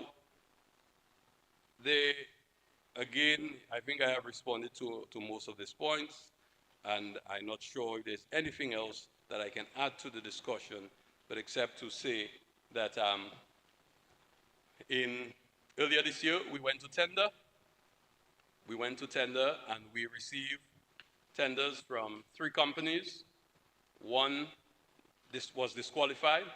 The 2 others were qualified from a technical standpoint, and their bids are being reviewed. We expect by the end of the month to have some news, but I won't put any pressure on the team looking at this, but we need to move as quickly as possible. It is also important to note that before we decided on this transmission system, we had the benefit of a study by Tractebel. Tractebel is a French consultancy. They looked at the entire system for us after Hurricane Maria and came up with recommendations to build a resilient transmission system. We were guided by that, but later on we were able to bring in Sofreco, which is an engineering company, another French company, and they were able to look at the entire system, did the design, and with the involvement of the World Bank and their own efforts, were able to see, to finalize the designs for the transmission system. We expect that once a contract is awarded, it will take 18 months to do the first segment of this line and 30 months for completion of the entire transmission system, having looped around the valley and connecting to Fokole. Our priority, however, is to get the power to Fokole. We must get that there as quickly as possible, and preferably before the first quarter of 2026. We are looking at an alternative, ensuring that we can connect the East Coast feeder so that in the event that we are not able to get ready for the geothermal power, we can have another source of distribution to go through the East Coast and to utilize the power there as well as we can ensure that. So we are moving on, and I want to once again take the opportunity to thank Prime Minister Skerrit and my colleagues for the support that you continue to give to geothermal. This is a national project. This is a project with great potential to transform Dominica if done well, and I believe we are on course to doing it well. There are lessons will be learned that we've learned along the way, and as far as local content is concerned, as you will recall, our drill pads were all done by ACE Engineering. We know that ACE Engineering and other local companies are also in partnership with the companies that have tendered on the transmission system. And therefore, there will be, again, local content in that. Obviously, there was a tender process. If you knew of any Dominican firm that had the capacity to build 69 kV lines, they would have been welcome to apply. But we recognize that there has to be a partnership. And that partnership One more minute. is really alive and well. Thank you, Mr. Speaker. And we're looking forward to the construction of the transmission system. Thank you very much.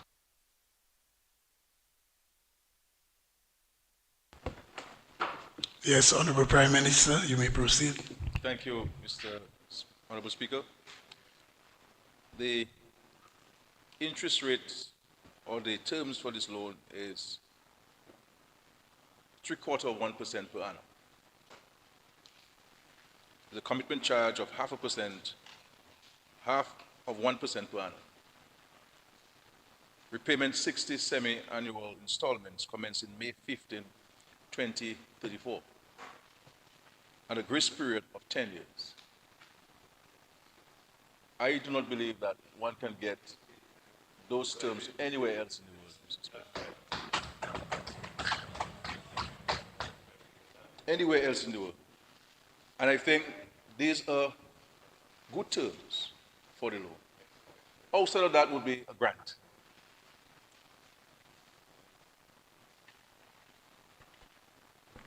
I have taken notes of some of the comments made, and of course, the Minister for Energy, Dr. Henderson, has responded to, I believe, all of them. But you know, sometimes we in Dominica, we say there's no foreign investment. No foreign investment. We're the investors. And then when the investors come, we say, why do we need these people to come in Dominica to invest? Why not somebody else? The reality is, OMAT is bringing monies from out of Dominica into Dominica to build the geothermal plant. If you do not have them to invest, and the government were to own the plant and to build the plant, it means therefore I would have to be here for another loan to build the plant. And more than likely, a plant like that would require to get commercial rates.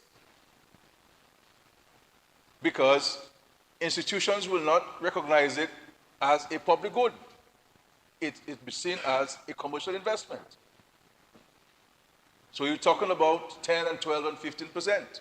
When you take all of the other variables added to the terms. So we welcome the investments and the technology that they're bringing in to Dominica. The know-how and the capacity they're bringing to Dominica. That will allow us to have the geothermal plant and allow us to have access and benefit from cheaper energy. That's the ultimate goal. And with that ultimate goal of cheaper energy spurs a number of things. More investments, especially in agro-processing. The hotels will be cheaper to run. And therefore, a better and bigger return for the investors who can now reinvest and expand and build bigger properties and or investment in other areas of endeavor. With the move by the Ministry of Agriculture, the government to move into more use of technology in agriculture, we're going to see some benefits in there. There are many parts of Dominica where you need electricity or energy to power the water systems. Domlec, 24/7. They can't turn it off because you will get water at your homes. So one can appreciate the multiplicity of benefits that this investment will bring into our country. And they speak about Domlec, what's going to happen to Domlec. And it was fortuitous that we went ahead as a government and acquired the majority shares in Dominica. Because this has placed the country in a better position to advance this very important geothermal project.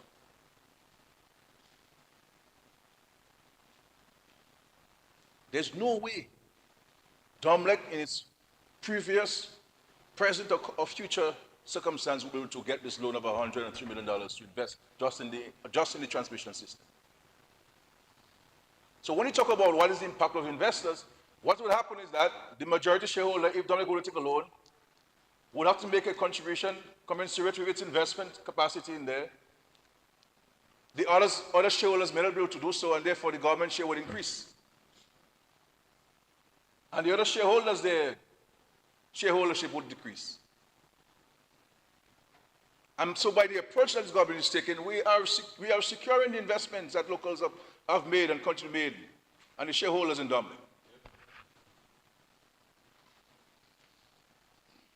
So this whole geothermal project, as intricate as it has been, we have been very mindful of how we approach this. This is why we have always said we go after grant funding, as we did in many instances, using our local resources, and in fact we have used CBI funds into the geothermal plant. And if we'll take a load, it has to be highly concessionary rates. This is why we're here, for this loan. So there's no Domlec, even if Domlec would want to invest in the transmission line, it won't be able to afford it.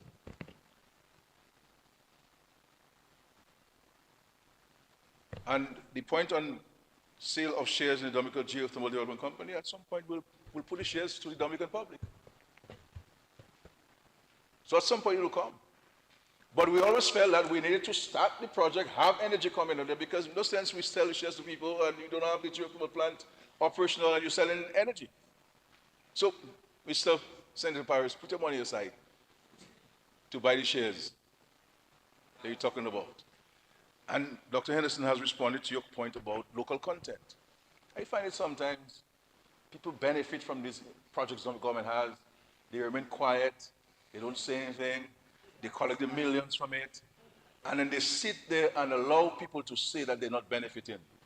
And not stand up and say, well, no, sir, that's not true. Yes, we could get more, but don't say we're not getting something.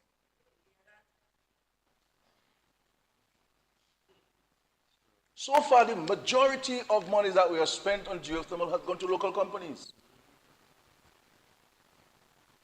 And even in this transmission line, obviously, Mr. Senator Paris, you should know. And if you do not know, instead of making a statement, you ask a question. That when you get money from these international financial institutions, they have their procurement rules. They have the pre-qualification requirements. And it's not because you are a company that you cannot bid. No. There are requirements. This is why you will have people applying. It's just like a job. A job requires X. If you do not X and you apply, you will never get an interview. But if you have what it takes to, the financials that you require, the number of years of existence as a company, projects that you have done, your human resources, your skill set at your disposal, there are a number of variables that one has to make. So what local companies do sometimes, in many of these projects that you think is only international companies have it, is that there is a relationship. There is a relationship. And in most of these cases, what these international companies do is just send a few engineers down, but the bulk of the work is done by local people, by local companies.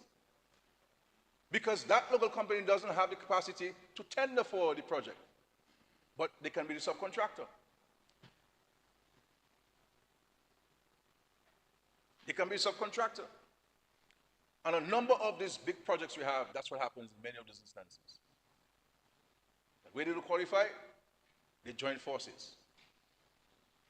And they're able to benefit from this. And so it's a matter for us, Senator Parish, to position ourselves always. And even here in Dominica, sometimes I find that local contractors don't join forces enough. Instead of each of us having a little construction company, why can't you have a big national construction company in the private sector? To give us the capacity to be able to tender for a $100 million project from the World Bank.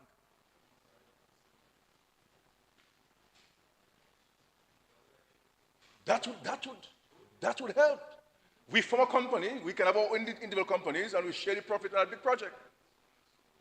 That's what happened. It has happened in some cases, a couple of projects here. It happened. Local companies joined forces on this particular project. So these are the things that we need to look at doing. But one cannot, Mr. Speaker, underestimate the value and the importance of us pursuing it. I will be the first, Mr. Speaker, to tell you why this has been long. And how much money we spend on this geothermal. But I believe ultimately, the people of Dominica will see the benefits of renewable energy, geothermal energy in Dominica. And that is what this is like our march to build an international airport for way back during the DUPP days of Frank Barron. We spoke of an international airport. And every successive government from Frank Barron, Libla, going to Patrick John, all of them have spoken about international airport. Frank Barron started the Melbourne Airport, Libla finished it. And we came and we said, ultimately we want to build an international airport. But in the short to medium term, we shall introduce night landing in Dominica. The reality is, night landing should have never taken so long to be introduced in Dominica. This should have been done in the 80s and the 90s. Because by then we would have had created the capacity and the demand long before that. But now we build international airport. And so, while we would have preferred not to be here to take a loan to build a transmission line, but the reality is, it is absolutely necessary that we do. And the terms, you cannot escape the terms. Because if you do not do that transmission system, Mr. Speaker, as Dr. Henderson has indicated, then it makes no sense investing in geothermal. Because you won't be able to get it from the point of generation to the point of distribution in terms of the amount that you have flowing from this. Because the old system cannot withstand or sustain it. And even before the geothermal, we've been talking about changing the transmission lines in Dominica, you know. Long of the line losses, and the line losses are passed on to the consumers. Heavy line losses are passed on to your consumer bill, to your Dominic bill for years. For years.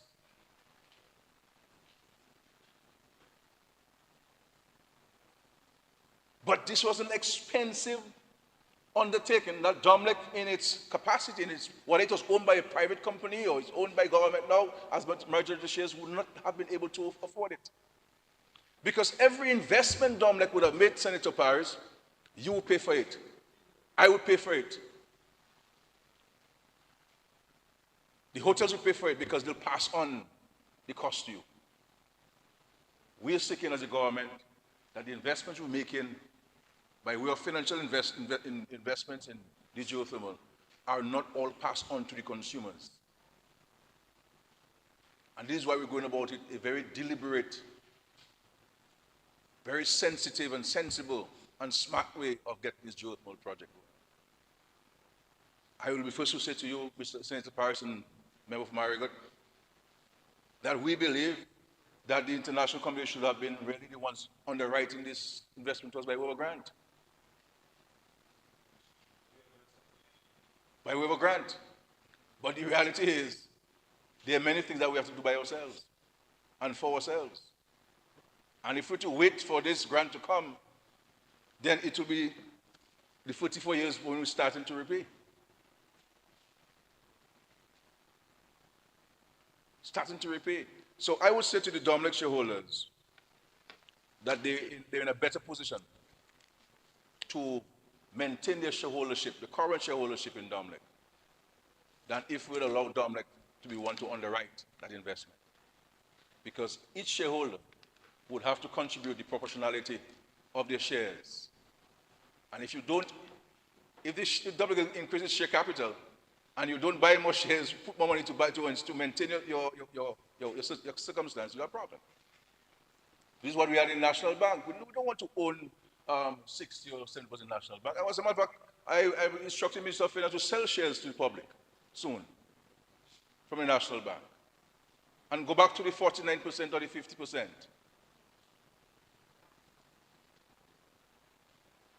And so the current shareholders will maintain their shareholdership in Domlec by this investment.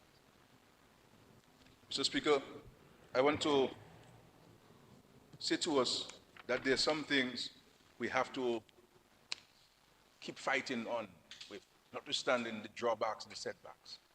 But I think, all things considered, we are closer to the end of the road where geothermal is concerned. It has been a long journey, with the OAS doing the study first and having several engagements. Vincent Knight, the Minister of Energy, traveling to Paris a couple of times to speak to shareholders, to save the investment interest in this company, speaking to Agence Française de Développement to negotiate for some grants and for some loans to invest and so on. It has been a journey. But a journey that's worth it, and I believe, Mr. Speaker, with this loan, we are at the end of it. We are at the end of it. The tender went out, bids are in.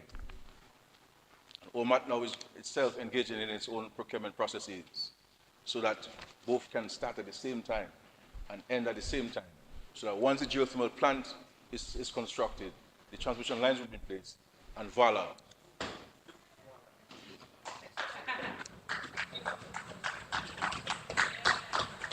And the reality is, Mr. Speaker, if we had money, if we had the money that's required, we would not be here talking about 10 megawatts, Because we already was talking about 20 or 30 megawatt plant.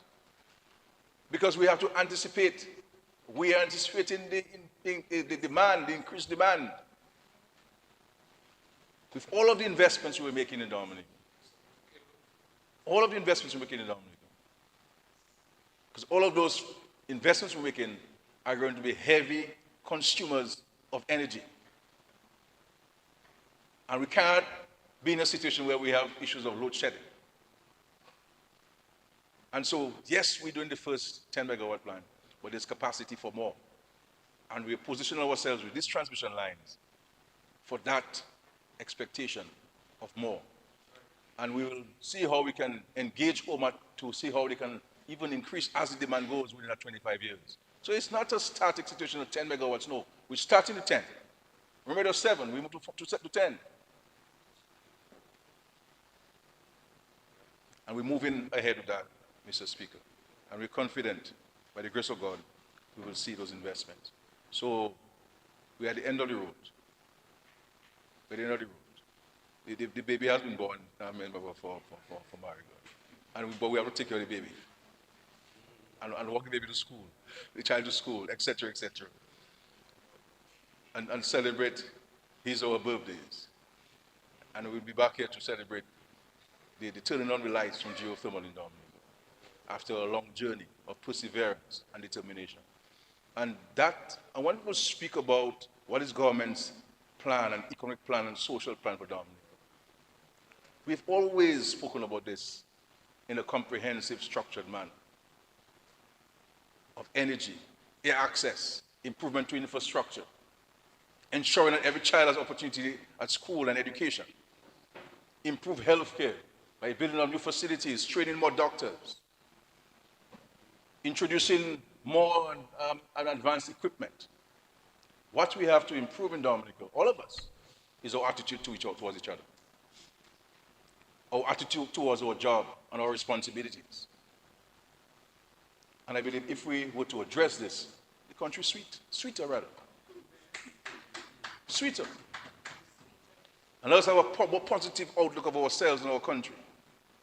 Because there are some who believe that over there is greener pastures and so forth. There are no greener pastures anywhere in this world. Maybe more opportunities in some areas than other areas. But there are children in America who were born in America who have to drop out of school because they cannot pay their student loans. There are thousands, hundreds of thousands of young American children who can't go to school because they can't access additional loans. And there are thousands of Dominicans who we have trained who do not owe the bank $1.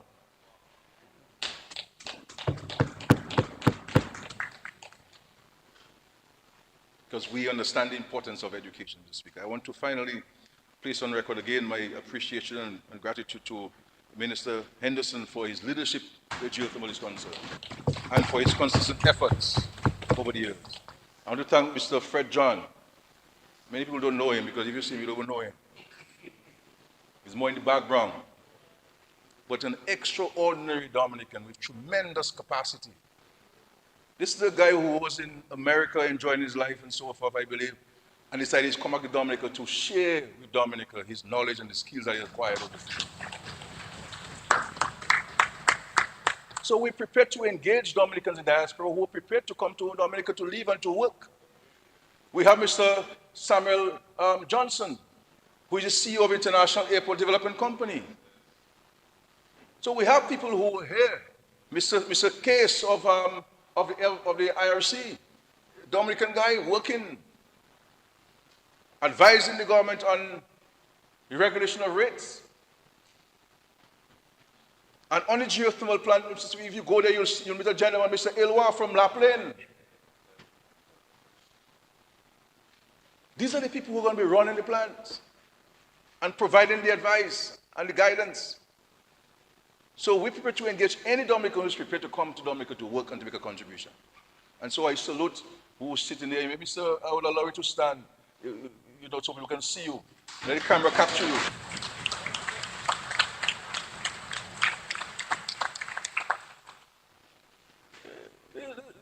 The few keyboard junkies that want Facebook and so on, who have 15, the same person with 15 names and so forth. These are the people, these are the real people. The real serious, constructive people who don't hear, but they do so many positive things with Dominica. We have some people, Dominica this, Dominica that, Dominica this, they go and show a pothole, but they won't show you $127 million what we do in the East. Negative. But thank God we have more positive people around in this country who are working to build this country. Working to build this country. And I look forward to us working together towards continuing building the country. And we take note of all the points. I must be, you guys are nice people. I don't know what you guys inside there, you know. No, you're okay. You guys okay. Two of you okay. There's some people outside. You know what I'm saying? But, Mr. Speaker, like this, all of us, we can see what would do this $100 million. Many people, I see pilots when you say, boy, you small yeah, boy, he's carried, boy, bins, boy, show, boy, you're going to take a 50 and give us a 500. No, but this is something that will benefit every single village, every single house, every single person in Dominica, no matter where in Dominica you reside, Mr. Speaker. And finally, I have some news for us in Dominica. That another major project that only labor can deliver, and only labor will deliver, we'll have a groundbreaking ceremony by the grace of God on May 25th. It's a Saturday for the groundbreaking ceremony of the marina in Portsmouth.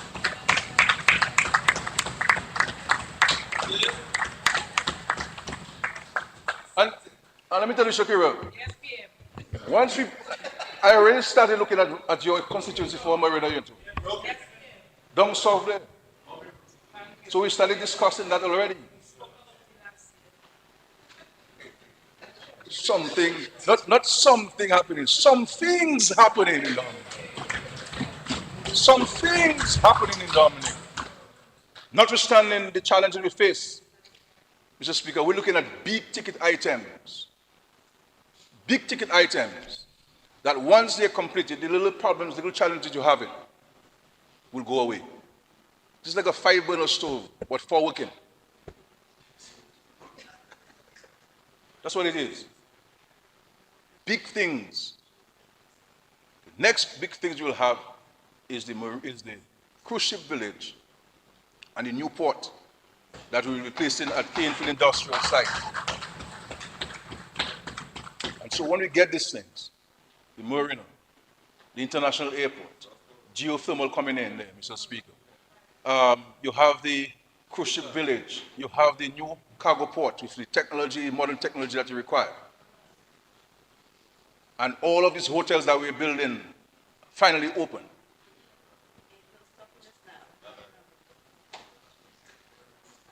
All we need is for us to work together. We may not always agree, but let's work together.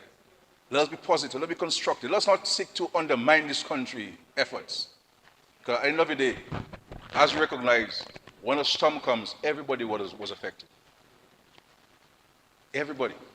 And therefore, when these investments come to fruition, and they will by the grace of God, all of us will benefit. Let's not preoccupy ourselves who is doing it. No, let's not preoccupy ourselves who is doing it. Somebody has to do it.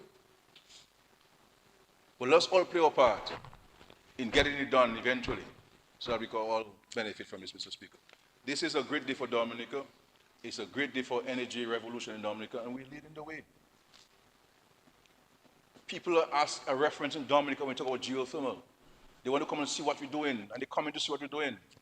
This has become a major attraction in itself. You have to stop people going because it's a construction site, and everybody can go there.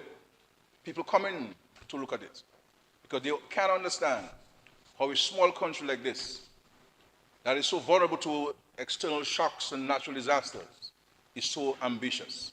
Similar to when we went a few days after the hurricane at the United Nations and declared that we were going to build the world's first climate resilient nation in the world. We have to think big. We have to think big. This is why I'm challenging young professionals in Dominica. Let's not engage ourselves in negativism.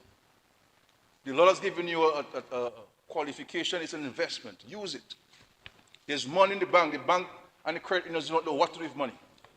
They're liquid. Take a loan. Build a house, live upstairs, build downstairs for Airbnb. Use the money. Let us prioritize, let's structure our lives and use it. Let's invest. We have to be careful. We see, and we welcome them. Scores of non-nationals come to Dominica and buy properties and build homes. We welcome them. And I want more of them to come. But we, as Dominicans, must position ourselves to hold on a piece of the patrimony.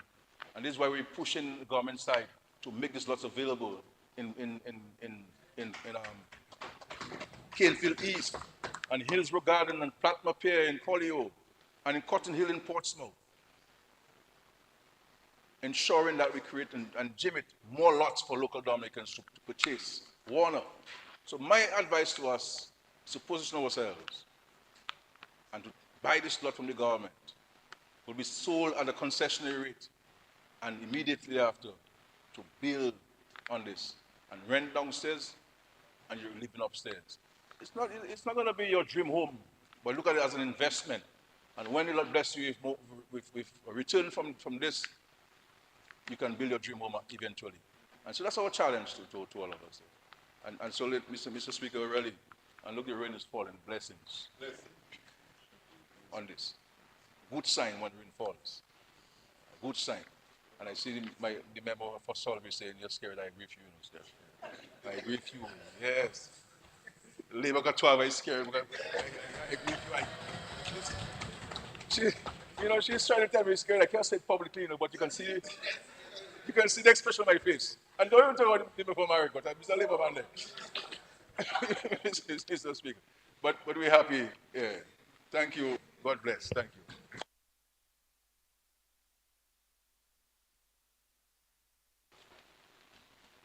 Mr. Speaker, I stand to wind up the debate on the authorization for credit facility from the International Development Association to finance the development of a new electricity transmission network.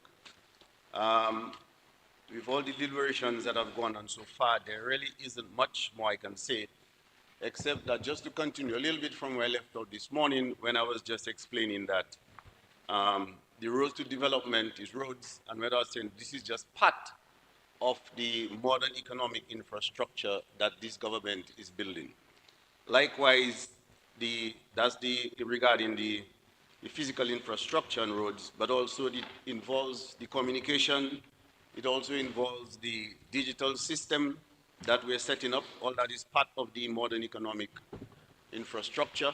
It also involves the technology that we have put into health, whether it's our cardiovascular imaging center, whether it's all lithotripsy or urology department, whether it's all the hydroponics for agriculture, and our tissue lab and our agricultural science building, whether it's the skills audit that we're getting done, and whether it's the bigger picture of the Goodwill Secondary School to provide all the skilled labor for all these different development programs that we have going on. And there's the Domino data system that I mentioned, is that platform which will help us in terms of deciding our land use and in terms of warning us in terms of disasters, etc., and just to optimize the land available. So that is the technology part involved in all this modern economic infrastructure. Obviously, the resilience part we've spoken about in many different times. This morning I mentioned the DOMCREP, and also by the end of the year through the GCF, we'll get the final go-ahead for our national financing vehicle, which is important because we need concessional financing to address all our climate issues. Also, the Integrated Coastal Zone Management Project, which is a $40 million project. All that is to deal with the coastal resilience aspect in all the different communities. So that's the resilient aspect. Mr. Speaker, also in part of this modern economic infrastructure, the financial institutions form a very integral part of that. So later in the proceedings, we have to bring up the OECD and the Tax Information Act, which we'll get later. But obviously our FIU, our FSU, and all the monetary and the financial institutions, that is also part of that modern economic infrastructure that we're speaking about. Mr. Speaker, the tourism part, whether it's the hotels, whether it's developing the different products that we have, whether it's the cable car that we have in, that is also part of this modern economic infrastructure. And then, Mr. Speaker, obviously, the icing on all of this, as I mentioned earlier, will be the international airport. But important to recognize that energy is part of that modern economic infrastructure. So this is where you have to contextualize and see the importance of this loan for the transmission system to make sure we have a sustainable, clean, renewable energy source for the development that we plan. This is the importance of this. Just so you mentioned the roads this morning, which is important, this is another very important part of that modern economic infrastructure. So I'm just stressing this again, that the public can recognize that we have a plan. This is how we're going to take Dominica to the next level. This is the platform that is being set. This is the vision that this government has And this is the leadership that this government has that is putting everything in place for us. And Mr. Speaker, while we're doing all of this, it's important to note that we haven't forgotten the vulnerable and less fortunate among us. So our public assistance program still goes because we recognize that some of us may be in positions that we need help, and we haven't forgotten that. So some might say, well, we're spending so much money on all of this. But with all of this, we still haven't forgotten the less fortunate among us. And that is important, that this is the government that puts people first, so we can move ahead with all these agendas, but we don't forget the less fortunate and vulnerable. And that is important, Mr. Speaker, very, very important. A point was made a while ago about the social security, etc. But it would be interesting to know that the contributions have been increasing. They only increase because you have more people working. So we should take that into context as well. And then somehow, earlier on, some persons were a little concerned about the amount of debt and etc. and the money that we're taking. But let me just clarify a few things, Mr. Speaker. This loan falls within the debt management objectives and will not breach the quantitative targets as set out in the medium-term debt strategy. So that is important. So someone might be thinking, well, we're taking another loan, etc., but this is within our medium-term debt strategy. So for instance, Mr. Speaker, the average time to maturity is above 9 years. That is within our medium-term debt strategy. Secondly, Mr. Speaker, the interest rate of the loan is fixed, ensuring that the variable interest rate is below 15% of our total debt stock. So these are not just loans we just take. We think of those things within our strategy. That is why we can afford to do those loans. And Mr. Speaker, since the loan is denominated in SDR, special drawing rights, and payable in US dollars, this does not pose any significant exchange rate risk as the US dollar is pegged to the XDD at 2.7. So, Mr. Speaker, we're well within our range, within our capacity in terms of our median debt strategy. So the public should not be concerned as being brought across that is more loans and our children have to pay for it. But obviously, these loans are going to bring benefits. That's where the economic transformation is going to take place. So you have to spend to get something. If you don't spend, you're not going to get anything. So you have to look at it from that point of view and see that, yes, this takes planning, this is strategy, and this is what this government is all about. I think everything else has been explained from the technical point of Dr. Anderson, and the Prime Minister laid out all the different points and clarified all the different issues. So, Mr. Speaker, having said this, I think I'm pretty happy that all the different contributors were very much in favor of this loan, and the little questions that were asked, I think they've been clarified well enough. So it's time for us to move forward. Time for us to just get to that silver lining, Mr. Speaker. So we're well on our way, very well on our way. Thank you.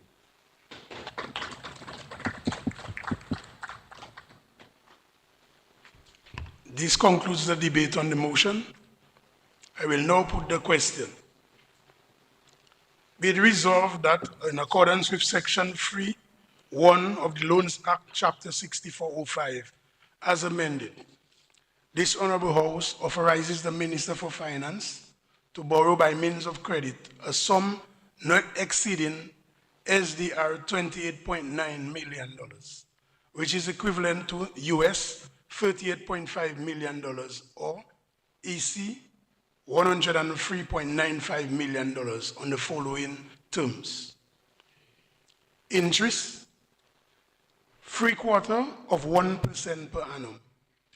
Commitment charge, 1/2 of 1% per annum. Repayment, 60 semi-annual installments commencing May 15th, 2034. Grace period, 10 years. To finance the installation of a new electricity transmission network from the Roseau Valley to Dominica Electricity Services Limited Domlec distribution substation at Funkole. Those in favor? Those against? The motion has been approved.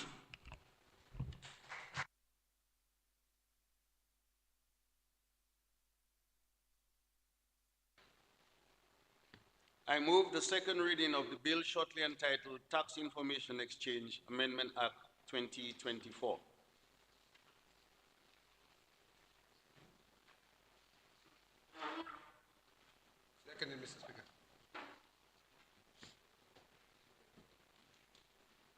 Mr. Speaker, in April 1988, the House of Assembly passed the Tax Information Exchange Act, Chapter 6702, to permit the control of inland revenue to share taxpayers' information and foreign tax information with foreign tax jurisdictions in instances where the government of Dominica and the foreign tax jurisdiction have entered into an agreement to share information regarding each other's taxpayers. In 2002, the government of Dominica gave its commitment to support the Organization of Economic Cooperation and Development, that's the OECD, with its work on harmful tax practices by committing to the principles of transparency and effective exchange of information relevant to tax matters upon request. The OECD has developed international standards of transparency and exchange of information, which have been endorsed globally. These standards include A, exchange of information on requests where it is foreseeably relevant to the administration and enforcement of the domestic laws of the treaty partners. B, no restrictions on exchange by reason of bank secrecy or domestic tax interest requirements. C, availability of reliable information and powers to obtain it. D, respect for taxpayers' rights and strict confidentiality of information exchanged. The OECD has developed a list of criteria which is used to measure countries' performance. These criteria cover tax transparency, fair taxation, and implementation of international standards designed to prevent tax base erosion and profit shifting. The list of criteria has been revised several times. To ensure compliance with the criteria, the European Union established a list of non-cooperative jurisdictions for tax purposes in December 2017. It is part of the EU's external strategy on taxation and aims to contribute to ongoing efforts to promote good tax governance worldwide. The OECD Global Forum on Transparency and Exchange of Information on request for tax purposes is responsible for assessing countries based on the criteria. Mr. Speaker, upon conclusion of Dominica's supplementary Phase 2 assessment in November 2023, Dominica was adjudged to be largely compliant. However, the Global Forum cited that Dominica's legal framework in relation to the sharing of tax information was not fully aligned with the criteria terms of reference B1, which states that competent authorities, in Dominica's case, the Controller of Inland Revenue, should have the power to obtain and provide information that is the subject of a request under an exchange of information arrangement from any person within their territorial jurisdiction who is in possession or control of such information. Based on review of our legislation, it was determined that the definition of items subject to legal privilege in Section 2 of the Tax Information Exchange Act, Chapter 6702, should be amended to fully align with the OECD criteria. Therefore, the draft bill which is being presented to the House today proposes to amend paragraph B of the definition of items subject to legal privilege by deleting the words "or" between such attorney at law or his client or any such representative and any other person. Importantly, Mr. Speaker, this amendment continues to protect communication between clients and the attorney, but will allow Inland Revenue to access information not protected by the attorney-client privilege. Parliament's approval of these amendments will assist Dominica in meeting its international tax obligations. Therefore, I look forward to the full support of every member of this Honorable House. The bill cited as Tax Information Exchange Amendment Act 2024 is now commended to the House. Thank you, Mr. Speaker. The bill is before the House for debate.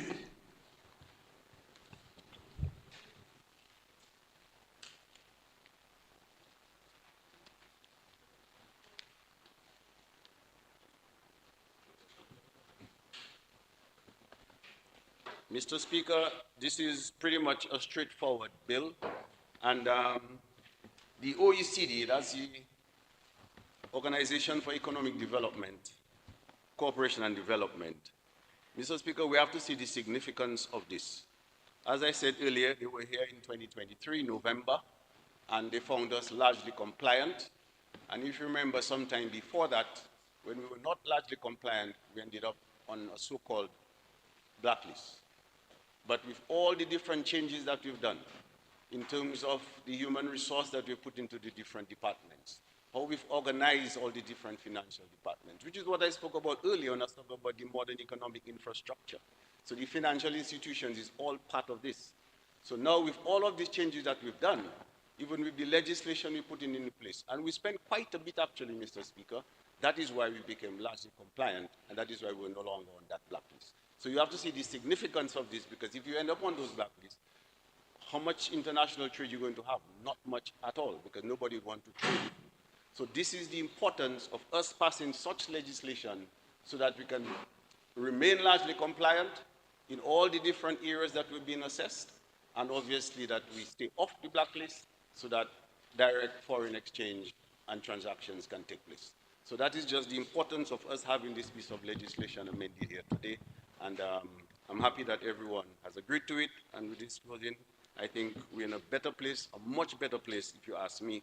And we'll be able to remain largely compliant, we'll remain off this blacklist so that business can continue as we expect it to. Thank you very much, Mr. Speaker.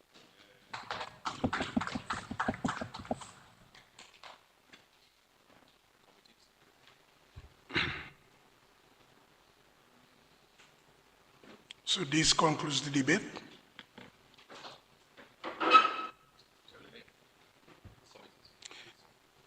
It has been moved and seconded that the bill shortly entitled Tax Information Exchange Amendment Act 2024 be read a second time. Those in favor? Aye. Those against? The ayes have it.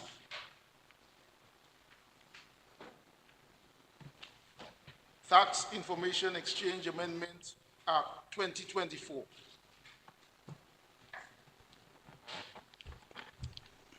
The bill will now stand committed to a committee of the whole House to be considered clause by clause.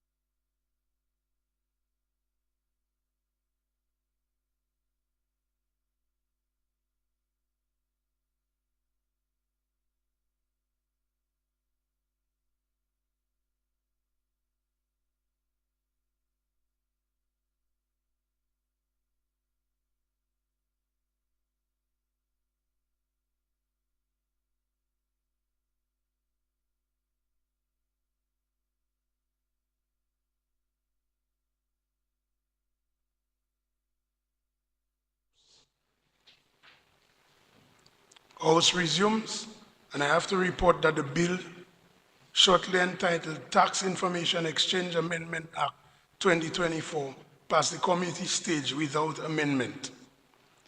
The question is that the report of the committee on the bill be adopted. Those in favor? Aye.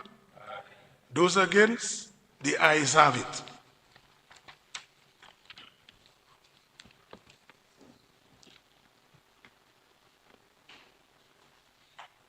No. Mr. Speaker, I move that the bill shortly entitled Tax Information Exchange Amendment Act 2024, be read a third time and passed. Second, Mr. Speaker. It has been moved and seconded that the bill shortly entitled Tax Information Exchange Amendment Act 2024 be read a third time and passed. Those in favor? Aye. Those against, the ayes have it. Tax Information Exchange Amendment Act 2024. The bill has been read a third time and passed accordingly.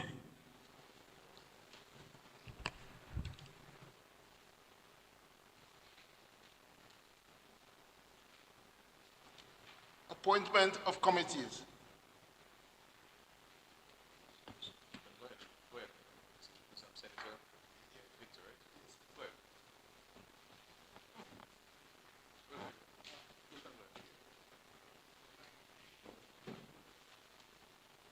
Speaker, I move that Senator Honorable Laurie Victor be appointed to serve on the Standing Parliament's Committee. Well,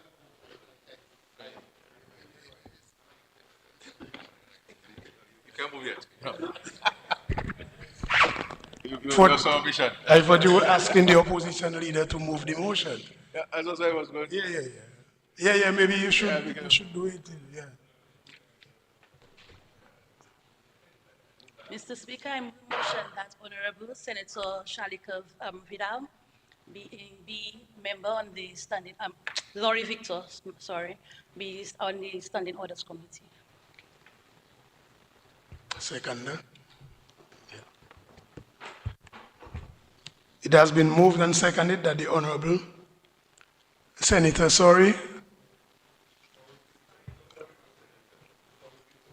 Laurie Victor. I don't understand what you said. Yeah, Laurie Victor. Oh, yes, it has been moved and seconded that Senator Laurie Victor be on a Standing Orders Committee. Those in favor? Those against? The ayes have it.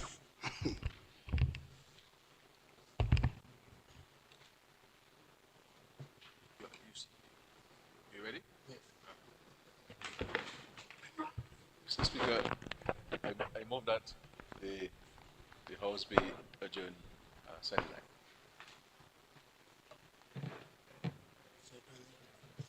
Second motion. It has been moved and seconded that the House be adjourned, signed the die. Those in favor? Those against? The ayes have it. House stands adjourned, sign the die. I think we had a great session, so dinner is served, although we had an early ending tonight. Upstairs.